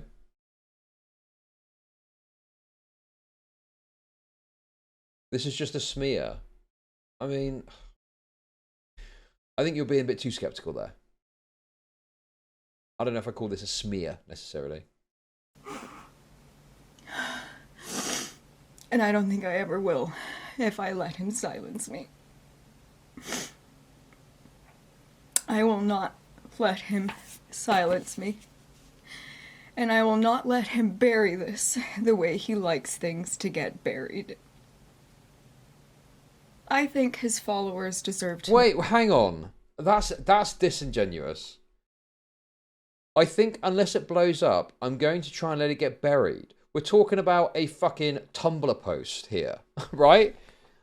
Like, yeah, if some fucking shitter makes a Tumblr post saying you raped them, it's totally reasonable that you don't want to fucking engage with that and you're just going to go, oh, I'll just let that get buried then because it's fucking, you know.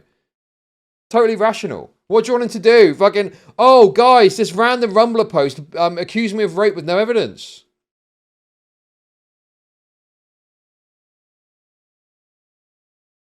Didn't she? Oh, yeah, that's true. Maybe. Yeah. Well, the thing is, without seeing that, I don't know what to make of that. I can only go off what's publicly presented to me. And if there was some evidence that she's privy to that shows that this is true, then yeah. If it's an actual rape that happened conclusively, it's obviously insane to talk about letting it get buried when you've actually done wrong. But from my perception, looking at the public stuff here, it's like, well, there's a Tumblr post, and I can, from his perspective, see him not wanting to engage with that because you're bringing more attention to something that isn't even a meaningful allegation. Get buried. I think his followers deserve to know what kind of a man he is. Because, as his own lawyer said, he's done a good job building a positive reputation as a medical professional. The kind of man he is when the cameras are not rolling. He's a liar and a cheater. He is a vile, despicable human being, and those words come straight from the mouth of his own partner. I don't know if they're still together. I'm not looking him up. I never want to see his face again. The first thing I did when our friendship ended, I went to YouTube, I clicked on an icon of his video, and I hit Do Not Recommend channel. Because I never wanted to see his face again. I think I've had that effect on quite a few women, to be honest. That's definitely happened with me, I can assure you. But it turns out he was keeping tabs on me. Daniel is a vile, despicable human being. Keeping tabs. I just think. Okay, that's wonderful. But how do I make money off That's depressed fine. people? He was worried about getting. He was worried about getting accused of rape, and now look what's happened. I diagnosed a BPD-free, no spect. I don't think she's BPD. I mean, dude, I don't fucking know her at all, but I don't know, dude. This doesn't come across as like I'm just making a bunch of shit up, or you know, I don't know, dude. There's something in this. I just think she's going overboard in how she's stating it. Right? I think she's going too far in how she's talking about this. Unless, of course, everything she said about what happened in person is true in the way she described it. Doesn't really stack up for me that way. But at the very least, he's a manipulative cheater. Okay? So, sure.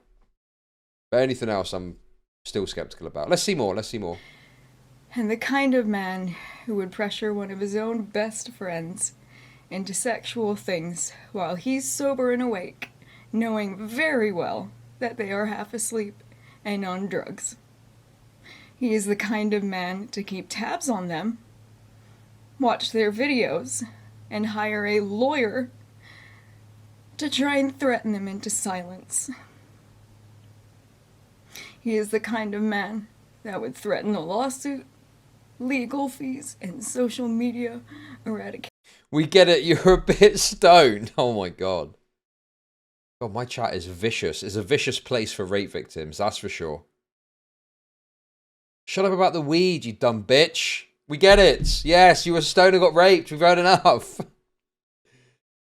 I mean, dude, the actual story of what happened, it sounds very troubling the way she tells it, but there's too much missing detail that I can't get a grasp on what actually happened. Very difficult to know precisely what happened there. And I need to know more about the details of this trip.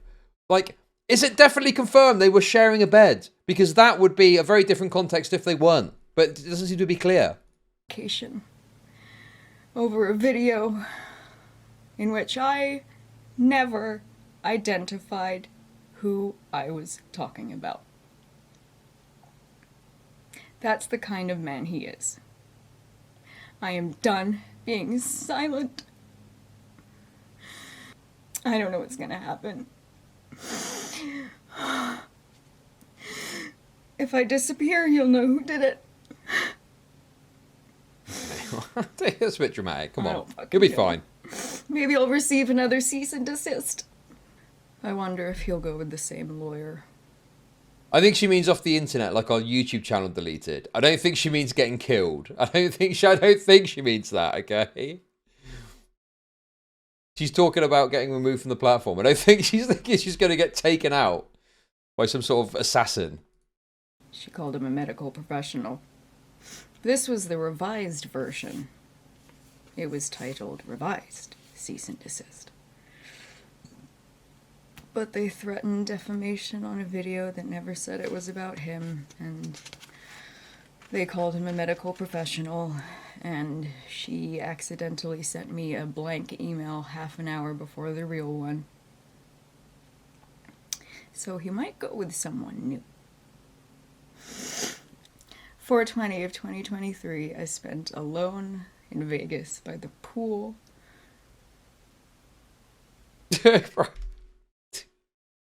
What? I've got something wrong with me, dude.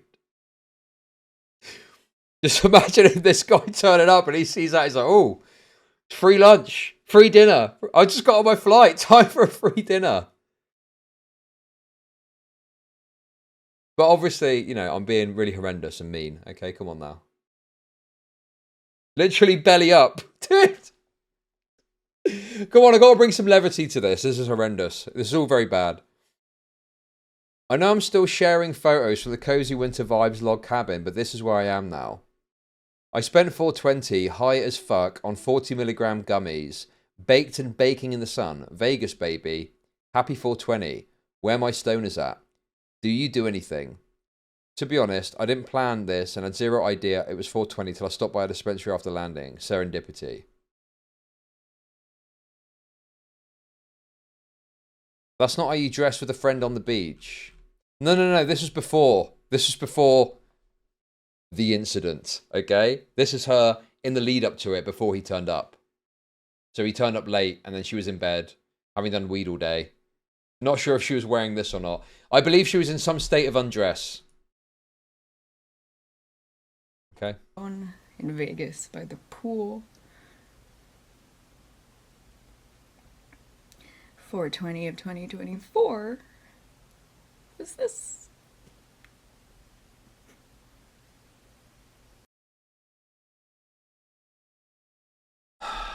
Happy anniversary to the day one of my best friends pressured me into sexual things I didn't want to do while he was awake and sober and I was half asleep and on drugs. Happy 420. See, this is a different description to what she said earlier. I guess the argument would be that she's downplaying it here because she's not ready to deal with the trauma of it having happened. But this is a different, like, the way she described it earlier, it sounded like not just pressuring you into sexual things. Pressuring you into sexual things is still likely inappropriate conduct or behavior. Inappropriate behavior, say. But it's, you know, pressuring but still getting consent. Saying things like, just a tip, gives the impression that you're actually raping. Okay, that's wonderful. But how do I make money off depressed people? Thank you for the super chats. Yeah, because you pressure someone to give in to you. It can still be wrong, but it's not the same as, you know, what she was describing. Like, you're still giving consent. It's just not top-notch consent or something. I don't know. So, yeah. This is the issue, is there's a difference in her stories throughout this whole situation, you know. It went from, yeah, it's not enthusiastic consent. It's like, oh, okay, it's giving in consent. It's like, oh, okay, fine, go on then, slip it in, you know. Go on, slip it in quick, get the lube and slip it in.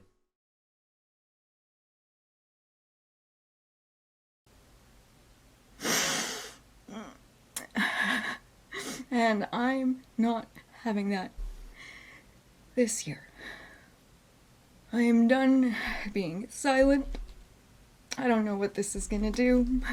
I don't need this to blow up. I don't want this to blow up. I just fucking... I just can't stay silent.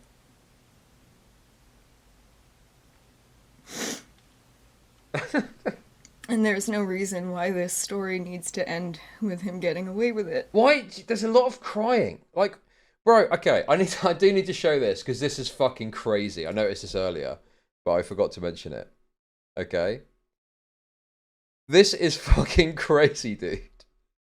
In her thumbnail, right? The thumbnail is her crying. That is crazy.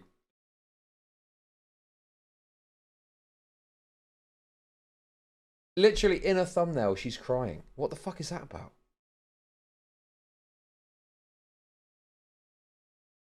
And then it's not even like snap. It's she's clearly put, you know, it's like a screen from the video, I think. But then she's put something over it, so she's intentionally chosen this. It's not like the automatic detector thumbnail that you get. She's thought, right, the best thing to represent me talking about this guy having raped me is me crying. So let's put that on the thumbnail. Bro, what the fuck? I gotta be honest with you. I feel like this whole channel is actually diminishing her credibility, so we need to be careful here. Hello. Did he shut up? I got shit in the mail. Go Tommy swim! I'm not sure how you're supposed to pronounce it. Bro, how could she have been raped? She looks perfectly happy here. What's the problem? What's the issue? She's quite happily opening her mail just a few months ago.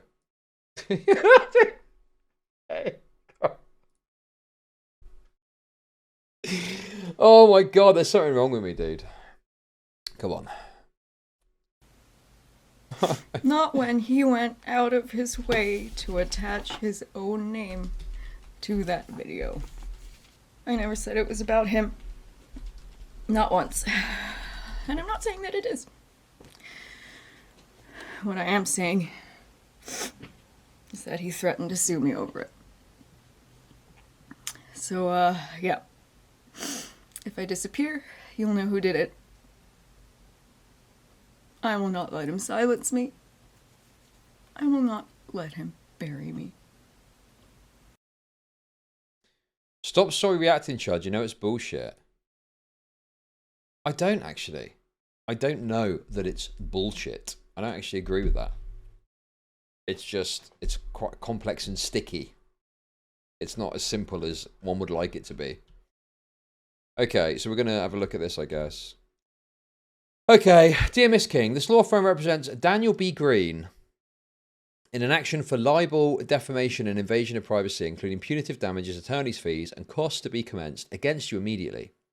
If you're represented by legal counsel, please direct this letter to your attorney immediately. Have your attorney notify us of such representation.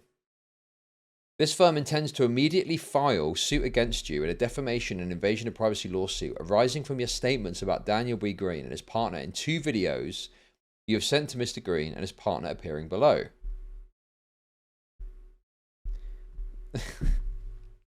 Bro, Creeman does not respect victims. Creeman thinks this woman is a victim, and look at how he's talking about her. And yes, I do know what you're referencing because I saw a clip of this. Sticky like a tattoo after this guy pinned her down, bro. That is crazy. I disavow. So I think this is where the confusion of the videos comes in, I guess. Because we've got one YouTube link. And then we've got 2 Google Drive things. So we've got a document and then a Google Drive thing, which is non-specific. So is this a video or not? In any case, there was, from what I can tell here then, one publicly released video. And then the document she's talking about, and then something else in a Google Drive, which is non-specified. So yeah. So that is an, I guess that's an error then, or I guess, yeah, that's not publicly available. That's the confusion, I think. Oh, she clicks the links, okay. Why am Paul's Andy in, obviously? We are also in possession of direct communications between you and Mr. Greene indicating the falsity of your allegations. We intend to present these in the action against you in an effort to remove you from the platforms. That's crazy. But again, what are the communications? What do they show? Like, for example, right? Let's say that there were messages and she was like, I had a great time last night. Da, da, da, da, da. Yeah, obviously that would diminish her claim, right? If there was something that showed a positivity to the reaction to what happened. So I don't know what that looks like. This is where his response, and if he's in legal action, maybe he can't meaningfully respond to this. But that's where that would come in. I'd be like, okay, well, what has he got to show? Im gonna come, im gonna come, im gonna come, im gonna come, im gonna come, im gonna come, im gonna come, im gonna come, im gonna come, im gonna come. Thank you for that. More specifically, the statements in these 2 videos are highly defamatory and subject you to a claim of libel per se and invasion of privacy. When proven at trial, you'll be asked to pay compensatory damages, punitive damages, and attorney's fees for these statements. Please accept this letter as a formal demand to immediately retract these statements and cease and desist from further dissemination of this information on any platform or email or publication of this information in any form. You are hereby directed to cease and desist all defamation and publication of any statement of and concerning Daniel B. Greene. Plaintiff Daniel B. Greene is a respected individual, a medical professional. Is he a medical professional? I don't even know whether, I thought he was a fucking YouTuber. He does book reviews or something. In the community and has spent a life building positive reputation. Nevertheless, we have been informed that you have been maliciously spreading inaccurate and unfounded information that is damaging to his personal and professional character, not to mention his personal safety. As well, the videos we have viewed are highly personal and invade the privacy of Daniel B. Greene and his partner. Under the law, it is unlawful for an individual to make deliberate statements that intend to harm a person's reputation or invade that person's privacy interests. It is demanded you immediately do the following. Destroy the videos identified above and cease from publishing such statement on any social media platform, including but not limited to Yelp, Google, and list them all. Retract any video identified above and other videos or electronic communications you may have made pertaining to Daniel B. Greene on all social media platforms, including but not limited to Yelp and Google. I mean, this just seems like a total waste of time. Because I'm pretty sure that her video would fall under protected speech. Right? I mean, what grounds would there be if she's not specifically named him and it's not implicitly available from the info? Like, I'm pretty sure in America, you've got an absolute right to speak about your experiences of something bad that happened to you. So yeah, this seems like a non-starter. Retract any picture pertaining to Daniel B. Greene. Retract any post pertaining to Daniel B. Greene. Retract any communications text pertaining to Daniel B. Greene. Retract any and all comments posted by you pertaining to Daniel B. Greene on all social media platforms. Cease and desist from attempting to contact Daniel B. Greene or his partner. Okay. You have shown in the past to demonstrate bad intent in the defamation and invasion of privacy of Daniel B. Greene. If this behavior occurs again, action will be taken against you to block from all social media platforms. We will take action to remove your site and prevent you from further posting. We will stop you from posting. Yeah, this just seems like a complete, like, shitter thing. Like, the way this is worded, it just seems so wide-ranging and like a scattergun. We'll take action to remove your site and prevent you from further posting. If we come to learn of any third-party individual posts a video, picture, comment... This is, like, obviously... Because a cease and desist is not, like, a legally binding thing. It's just a letter that a lawyer sends you to say, hey, if you don't stop this, we're going to fuck you up legally. So I'm fairly certain that, like, there's not really much in terms of, you know, like, legal doctrine to follow here. It's just, yeah, you fucking bitch, take it down now. I mean, obviously it's, you know, it's way too strong and threatening and aggressive. But, like, I don't think there's anything to stop them from doing this. As far as I understand it. It's like if you file a lawsuit with like really bad information in or something, there could be consequences there. But I don't know if this would fall under that. For posting. If we come to learn that any third-party individual posts a video, picture, comment on your behalf pertaining to Daniel B. Greene, not only will that individual be held liable, but you'll be held liable as well. What? So if a third party got wind of this and spoke on it, you would... How does that work?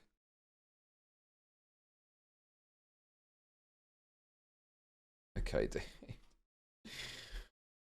That doesn't make any sense. So, for example, if there's a third party on her behalf dunce, that's not very nice, DK. Where does it say that? Comment on your behalf pertaining to Daniel B. Greene. Not only will that individual be liable. Yeah, but you could easily argue that, like, oh, this person was posting it outside of my connection, right? Like Queeman uploading Mr. Girl's music videos to YouTube even though he's banned. What are you trying to say about Queeman? It just seems like very broad and wide-ranging. And I don't know if this could even be enforced. Like, can you be held liable for something someone else says? I don't even know if that's true. How would that work? Oh, this person posted a statement about you. That's your responsibility somehow. I don't think that would stack up. So demanding cease and desist, yeah. You will cease and desist from making further factually untrue and privacy invading statements against Daniel B. Greene and take down any and all post reviews. So apparently there's reviews that have been posted allegedly. I guess the claim is here. Okay. If you're not applying for the cease and desist within 24 hours, Daniel B. Greene will have no choice but to move forward with litigation against you. In addition, Daniel B. Greene will be entitled to seek monetary and equitable relief for your defamation. In the event you fail to meet this demand, please be advised that Daniel B. Greene has asked us to communicate to you he will pursue all available legal remedies, including seeking monetary damages, injunctive relief, and in order that you pay court costs and attorney's fees. Your liability and exposure under such legal action could be considerable. Before taking these steps, however, my client wished to give you one opportunity to discontinue your legal conduct by complying with this demand. Accordingly, please remove the defamatory posts within 24 hours and provide written confirmation that you have done so. Right, okay.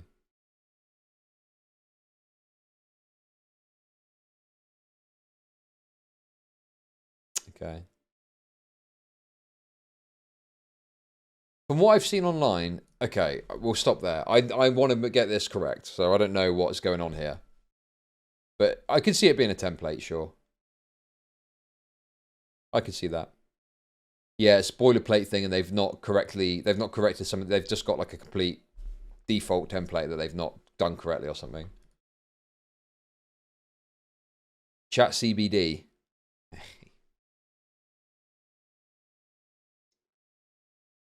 Okay.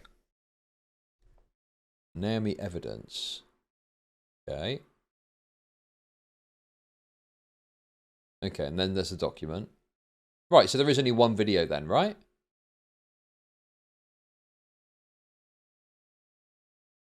So there we go. Hey guys, it is 8 in the morning and I touched up my roots yesterday. There we so go. I got splodges of dye in my face, but that's fine. I was just ruminating in the shower. Okay, I'm back on another day to finish this.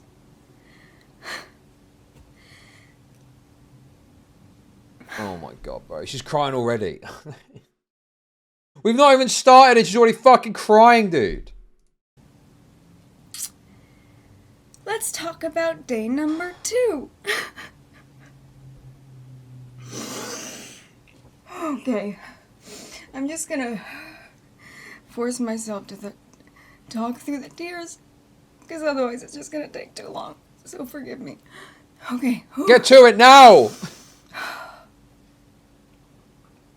Day number 2. We went for breakfast, and over breakfast we discussed the fact that it never should have happened, and that we were just friends, and that it was never going to happen again. What? Oh my god, dude.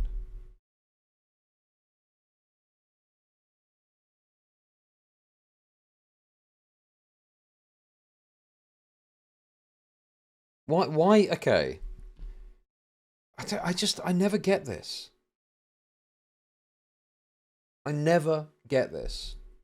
Like, the friend thing, like, there's an argument you could make about the fawn response or whatever fucking bullshit these rape victims come up with to justify totally incoherent behavior, okay? But there's just always something off about this. I'm like, what is going on here? Why are you doing this? But anyway, let's listen on. We had that conversation over breakfast. Okay. After breakfast, on the way back, he stopped by an ATM. Yeah. And I told him I didn't want his money, because he said he wanted to spoil me as a friend. And he said, no, I promise you, just friends. It never should have happened, never happening again, just friends. I told you I wanted to spoil you. Okay. Right, this was a last-minute tattoo appointment. It was last minute. My mum Babathok said, I have a cancellation for tomorrow. Do you want a spot? I feel like the way she's describing it, I can't imagine maps onto what actually happened. That sounds utterly insane. like, the way she described it is how it happened, and then they went for breakfast, and then he was trying to give her money. There's something off about this whole fucking thing. It doesn't stack up. It doesn't add up. And I said, oh my god, yes, I'll ask my friend, but to be honest, his opinion doesn't matter. I want to get fucking tattooed. So the appointment was at 4. And you're letting this guy... Wait, then you're going to let this guy pay for a tattoo? Wouldn't it just remind you of being raped? Wait, what? That's crazy. What? Okay. This is getting to the point of, like, beyond comprehension. So you're willingly getting a tattoo paid for after this guy has done this? That doesn't stack up for me at all. Got back to the hotel. I went to the pool. He stayed in the hotel room. I got raped and all I got was a shitty tattoo. Bro, that is disgusting. Yeah, dude, that's beyond the realms of reasonable behavior that someone would take in that circumstance. Or, like, Even there's an incoherent type of behavior I can get with, but this is too much for me. This doesn't stack up. For hours. I stayed by the pool, eating edibles. Eventually he came out, we hung out there for a little bit, and then I had to go to my appointment. Okay. And he was gonna come with. So we went back to the hotel room. And as soon as we were alone again, guess who went back against his word? As soon as we were alone again. Bro, dude, raped on a 1v1 trip with a guy and you're still doing edibles. Good idea. I mean, yeah.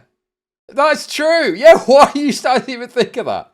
DK's ability to question rape victims and, you know, diminish raped, whatever is, you know, fantastic. But yeah, dude, why are you still taking edibles? Surely it would be, I need to, you know, I'm going to give this guy a chance, but I better keep my wits about me. I probably don't want to be on edibles now. I probably need to be more cautious around him. Right, anyway. He went back against his word. As soon as we were alone again, he started pressuring me all over again. And I said repeatedly, we just talked about this over breakfast. We just talked about this. We just said... we're just friends. Never happening again. Shouldn't. Okay. See, the way it's being described, okay. There could be another angle to this that is not, we shouldn't have done that, you raped me. It could be an angle of, we shouldn't have done that, you've got a girlfriend. And the way that the things that are happening here stack up more so with that, I feel like, because it's then you're going to get in this tattoo and you're happy with that. And then you've had this thing happen, you talk about breakfast, you're not going to do it again. And then you go up to the room, things start happening. No, we shouldn't be doing this, we shouldn't be doing this. But there's something there. Rape me once, shame on you. Okay, dude. Yeah, this sounds more like that than the way she's describing it, personally, I think. have happened. And he kept saying, oh, what's the difference? We already did it once. We already did it once. What's the difference? Okay, that's wonderful. But how do I make money off Right? depressed people? I for one believe her. The tears really sold me. Thank you for the $50.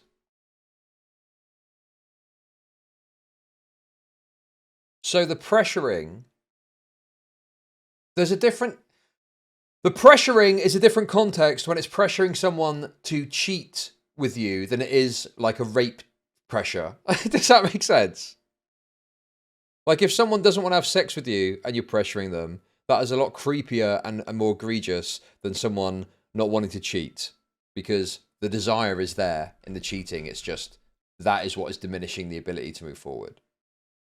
It sounds crazy, and people are going to think I think cheating is terrible, okay? Don't get me wrong. It's just, that is a different dynamic. It's like, oh, you know, we shouldn't do this, but oh, and there's a bit of a tension there. Versus, no, please stop, please. No, come on, just a tip, just a tip, just a tip. For in fact, dude, just the tip could be that as well. No, we can't. Bro, okay. Now I am, dude. I feel like this is starting to allow me to recontextualize some of this stuff. Because just the tip sounds rapey if it's they don't want to have sex with you. But just the tip could also be, oh, it's not cheating if I just stick the tip in. Right? Am I fucking insane here? That sounds like that could be a cheating thing. Just give her the tippy. That's like a cheeky, oh, go on, don't worry. She will never know. Just the tip. He's still a total fucker for doing it. But that's not the same as being a raper. At a fucking tattoo appointment. I had somewhere to fucking be. Both times he jerked himself off onto me. Except the second time, it was worse. Okay, what? I think I know what this next part is. And what are you doing in all of this?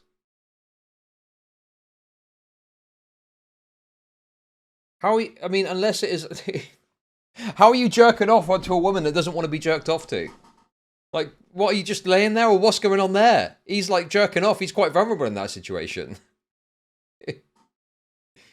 Anyway, this bit. Both times he jerked himself off onto me. Except the second time, it was worse. Because he also shoved his dick in my mouth. I remember my mouth was so fucking dry from the edibles.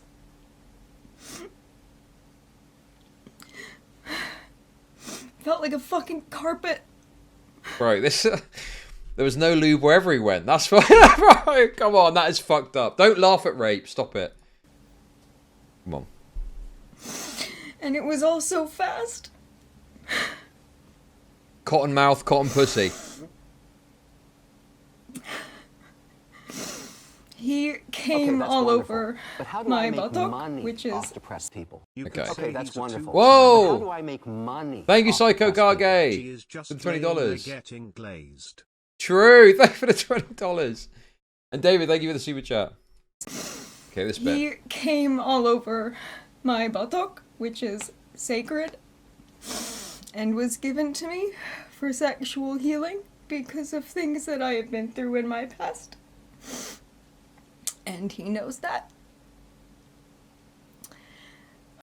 Okay, that's I mean, wonderful. that is But just how do I make plainly money absurd. off depressed people? Sloppy with no grease. He came over this fucking mid tattoo that I've got. What the heck? Come on, man. Come on, dude. There's no way. What is that? What even is that? You came over this tattoo? What the fuck? That sounds insane. He came over the sexual healing tattoo. Maybe he got the wrong end of the stick and thought that's what it was for. He thought it would show up nice with all the black detailing. Dude, that's so... No, but you come all over my buttock. Oh, sorry. Oops, sorry. Oops, let me get you a towel. Clean that right. Nah, dude, that's absurd. That's totally fucking absurd. That is fucking ridiculous. Maybe I'm just not enough mumbo jumbo for that, but there's no way that anyone can take that seriously. Unless you're some hippy dippy retard. Bro, it's a fucking tattoo. What do you mean? Also, if you don't want it cummed on, it's in the worst possible place, to be honest with you. You know what I mean? Prime zone, the belly. Sacred. Prime zone. And was given to me. Okay, right, let's let her out. Okay, that's wonderful. But how do I make money He off depressed came people? all Do we over. know the ethnicity of her boyfriend? Are we taking bets? He's white, I think. Thank you very much for the super chat. And I'll obviously watch his response after this.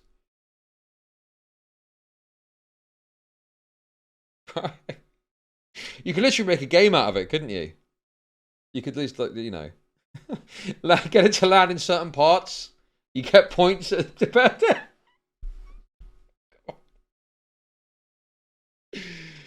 Oh. My buttock, which is sacred, and was given to me for sexual healing because of things that I have been through in my past. And he knows that. Yeah, dude. He came right here. Lifted up, bro. That's so crazy to do. He blew his beans all over this. He shot his load right here. And then I went to my tattoo appointment.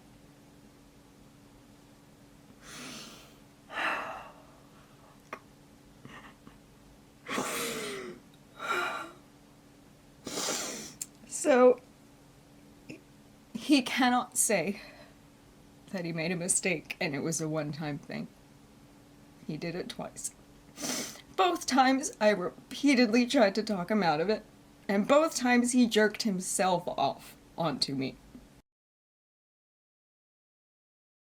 I mean, Okay, that's wonderful. But how do I make money How does that work? off depressed people? Playing come skee ball on the boat talk. okay. That's crazy. Thank you for the $5.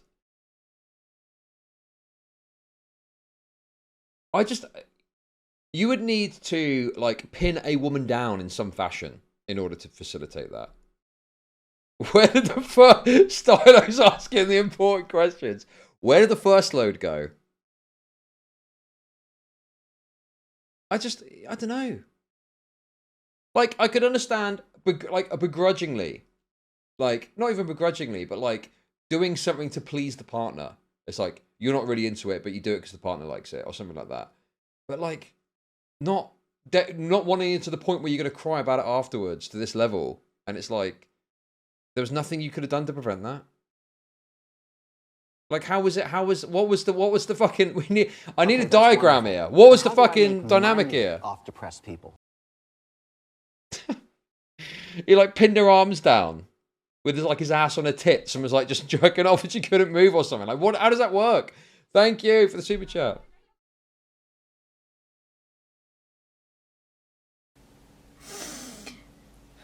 Both times he said horrific things while doing it.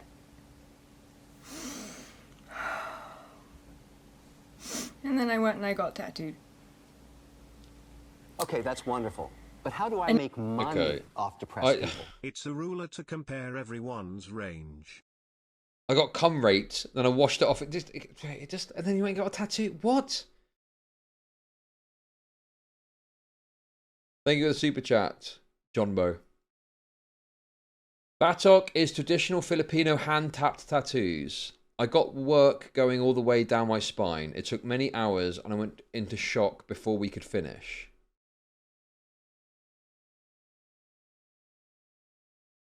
And it was really painful, and I went into shock. And I was bandaged up.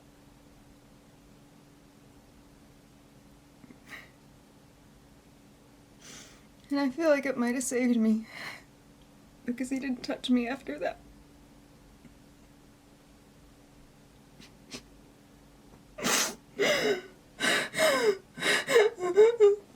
What the fuck?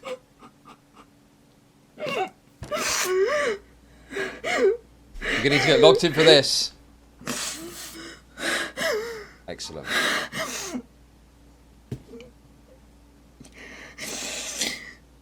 She kept it in, we're gonna enjoy it.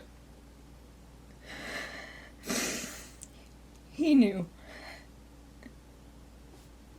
that I already have PTSD.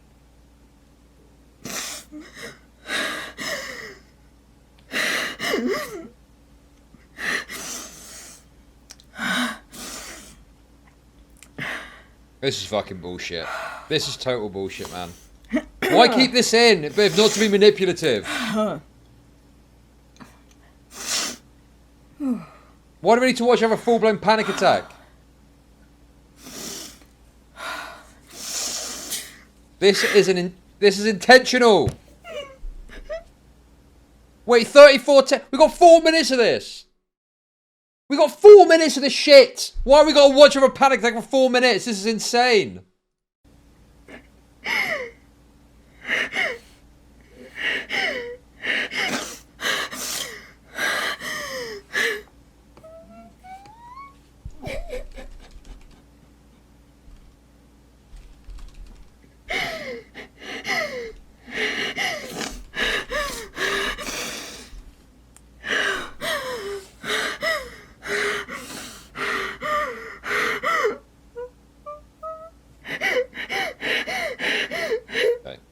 Okay, that's wonderful. But how do I make money off depressed people? Kelly's crying and shaking voice was way hotter. Go on, guys. While we've got a free moment. Chud, though. Thank you very much for the super chat. While we got a moment. Oh, I forgot to do the new goal earlier. Fuck it. I'll set one up. Get him coming through. Come on. We got time. We got time to kill here because she's just freaking out. Come on. Okay, that's wonderful. Yes. How do I make money off depressed people? This guy is made of acid. Sounds bad. Thumbs down. Confused face. Crying face. Brick.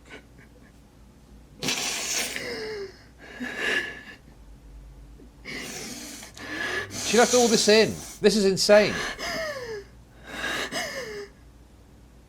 She left a whole fucking panic attack in the video. What is the purpose of this if not to emotionally manipulate the audience? What possible reason is there to include any of this? There's no need. You could even, if you really wanted to allude to it or talk about it, you could say, hey, had to cut a panic attack here, or something like that. But the intent of leading it in is to engage in the most, you know, the biggest form of emotional manipulation possible. And then the thumbnail is her crying. It's so performative and manipulative. Even if the panic attack was real, the performative aspect is including it in the fucking video, and it's a pre-edited video. You just cut it out.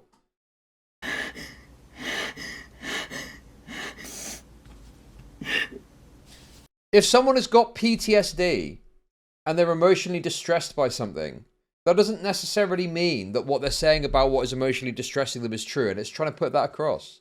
Yeah, it sounds like you were very distressed by this whole situation, you know. But just because you're acting like this about it, it's not meaning the core aspect is true. It's trying to add weight to it. I don't like it.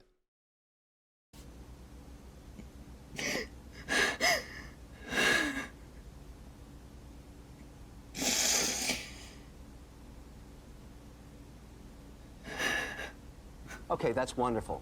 But how do I make money off depressed people? I will never come on a baklava again. Thank you for the $5. Dude, it's unbearable.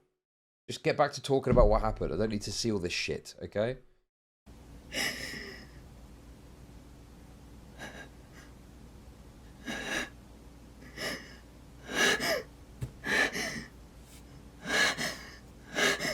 Like, panic attacks can be, like, irrational. If you're, like, really mentally ill, panic attacks can be totally fucking irrational.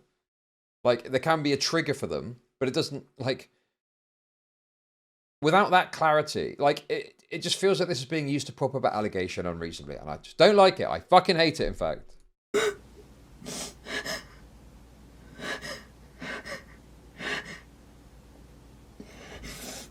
I'm not speeding it up. We're watching it as it stands. No turn downs. No turn downs.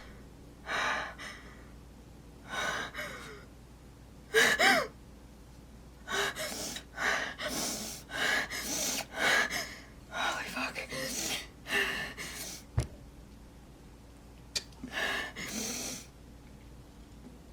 Okay.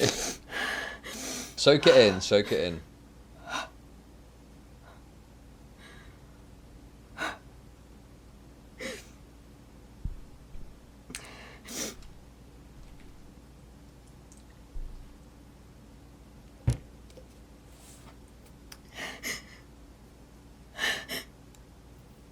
She's not crying, she's apparently having a panic attack.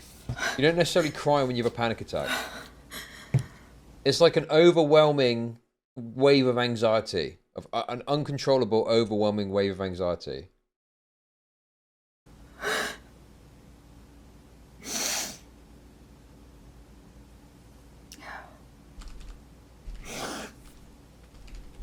Okay, okay, okay. Okay, I'm done. Thanks for that. Oh.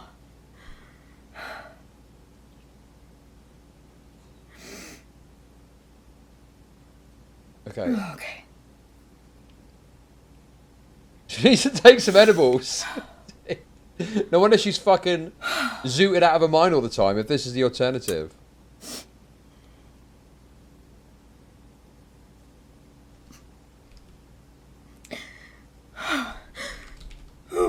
No. Not doing it.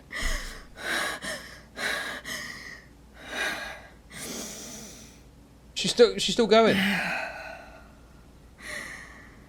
Wait, is this just the end of the video? Okay, okay. Hey, Teddy. Wait, this is just the end of the video. What? Wait, what? Also, I forgot to mention that I did report this to the Las Vegas police. Okay, that's wonderful. How do I make money off depressed people? I'm done too. That was some good ASMR to edge too. Boom. And that's it. Okay. I mean, it doesn't really sound like there's much to go off police-wise. I want to watch that bit again. That's my favorite part of the video. Wait, what was the thing about skipping?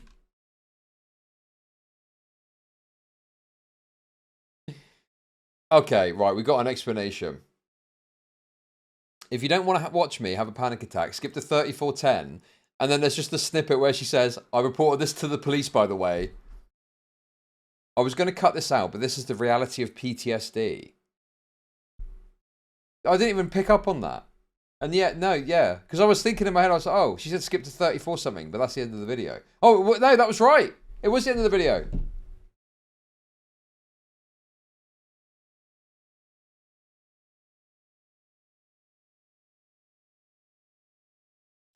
So yeah, I don't know, dude. I mean,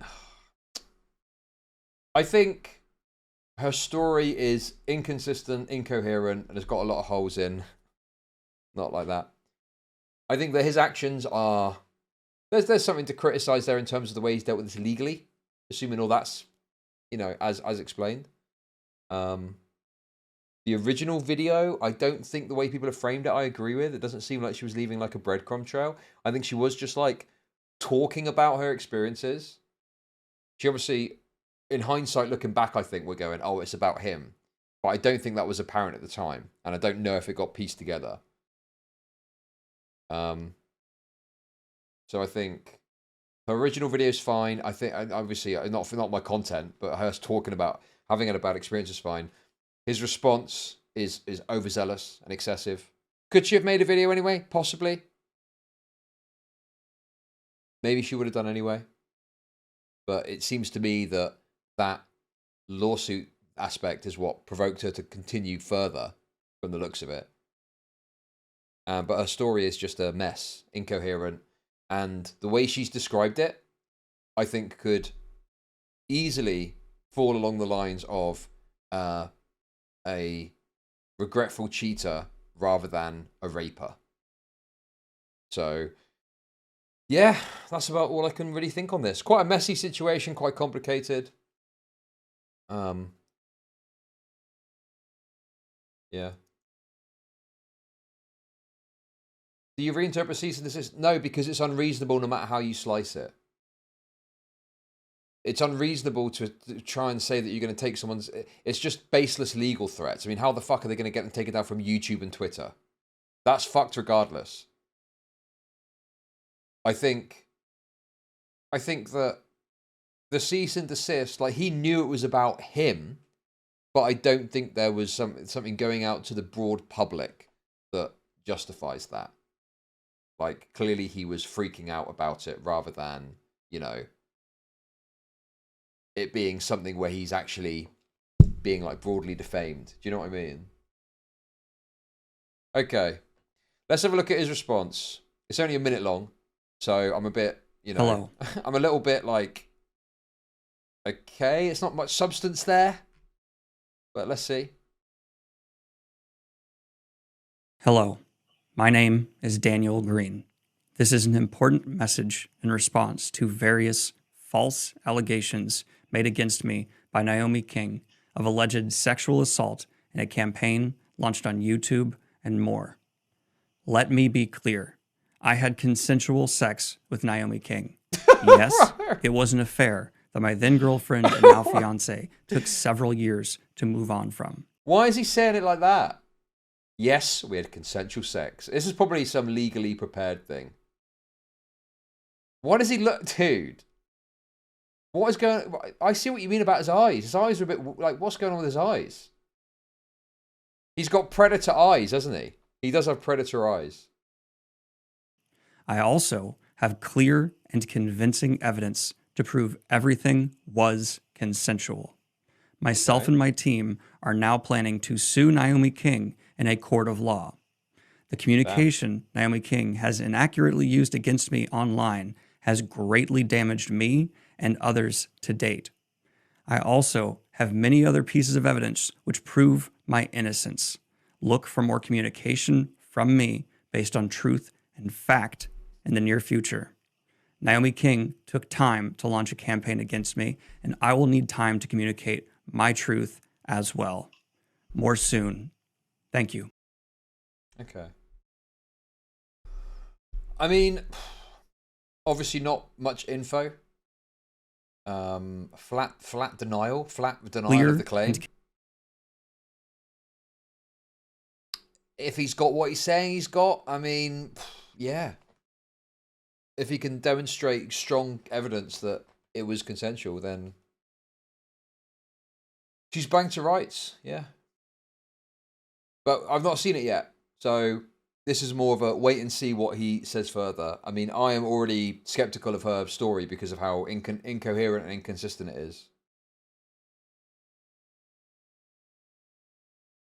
Well, if he's in the middle of litigation, he might actually be checking with his legal team.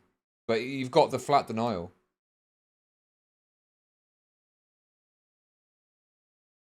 You've got like a flat denial of it, right? I mean, like if one person is saying this person did something, and then the other person says, I didn't do it, plainly, unless there's some tremendous evidence otherwise, I mean, what can you really say? Like, she was able to prove or evidence some claims she was making.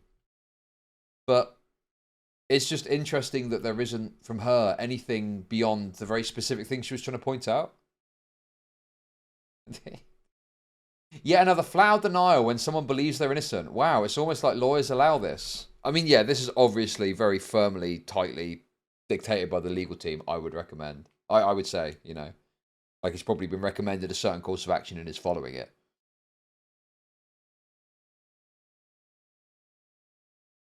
Did he come in? Okay, dude, you guys are sick. Exactly the type of response I'd expect from one of Yelp's most highly rated medical professionals. Okay. Well, well, he clearly loves reading. Bro, what is going on with these comments? These are crazy. Innocent until proven guilty, 100% behind that, but I'm done anyway. At best, you confirmed you were unfaithful, which doesn't sit well with me given the amount of moral grandstanding you do concerning other people, authors, critics. I mean, that's reasonable. If he takes a stand against cheating and he himself is cheating, I could understand people being concerned about that.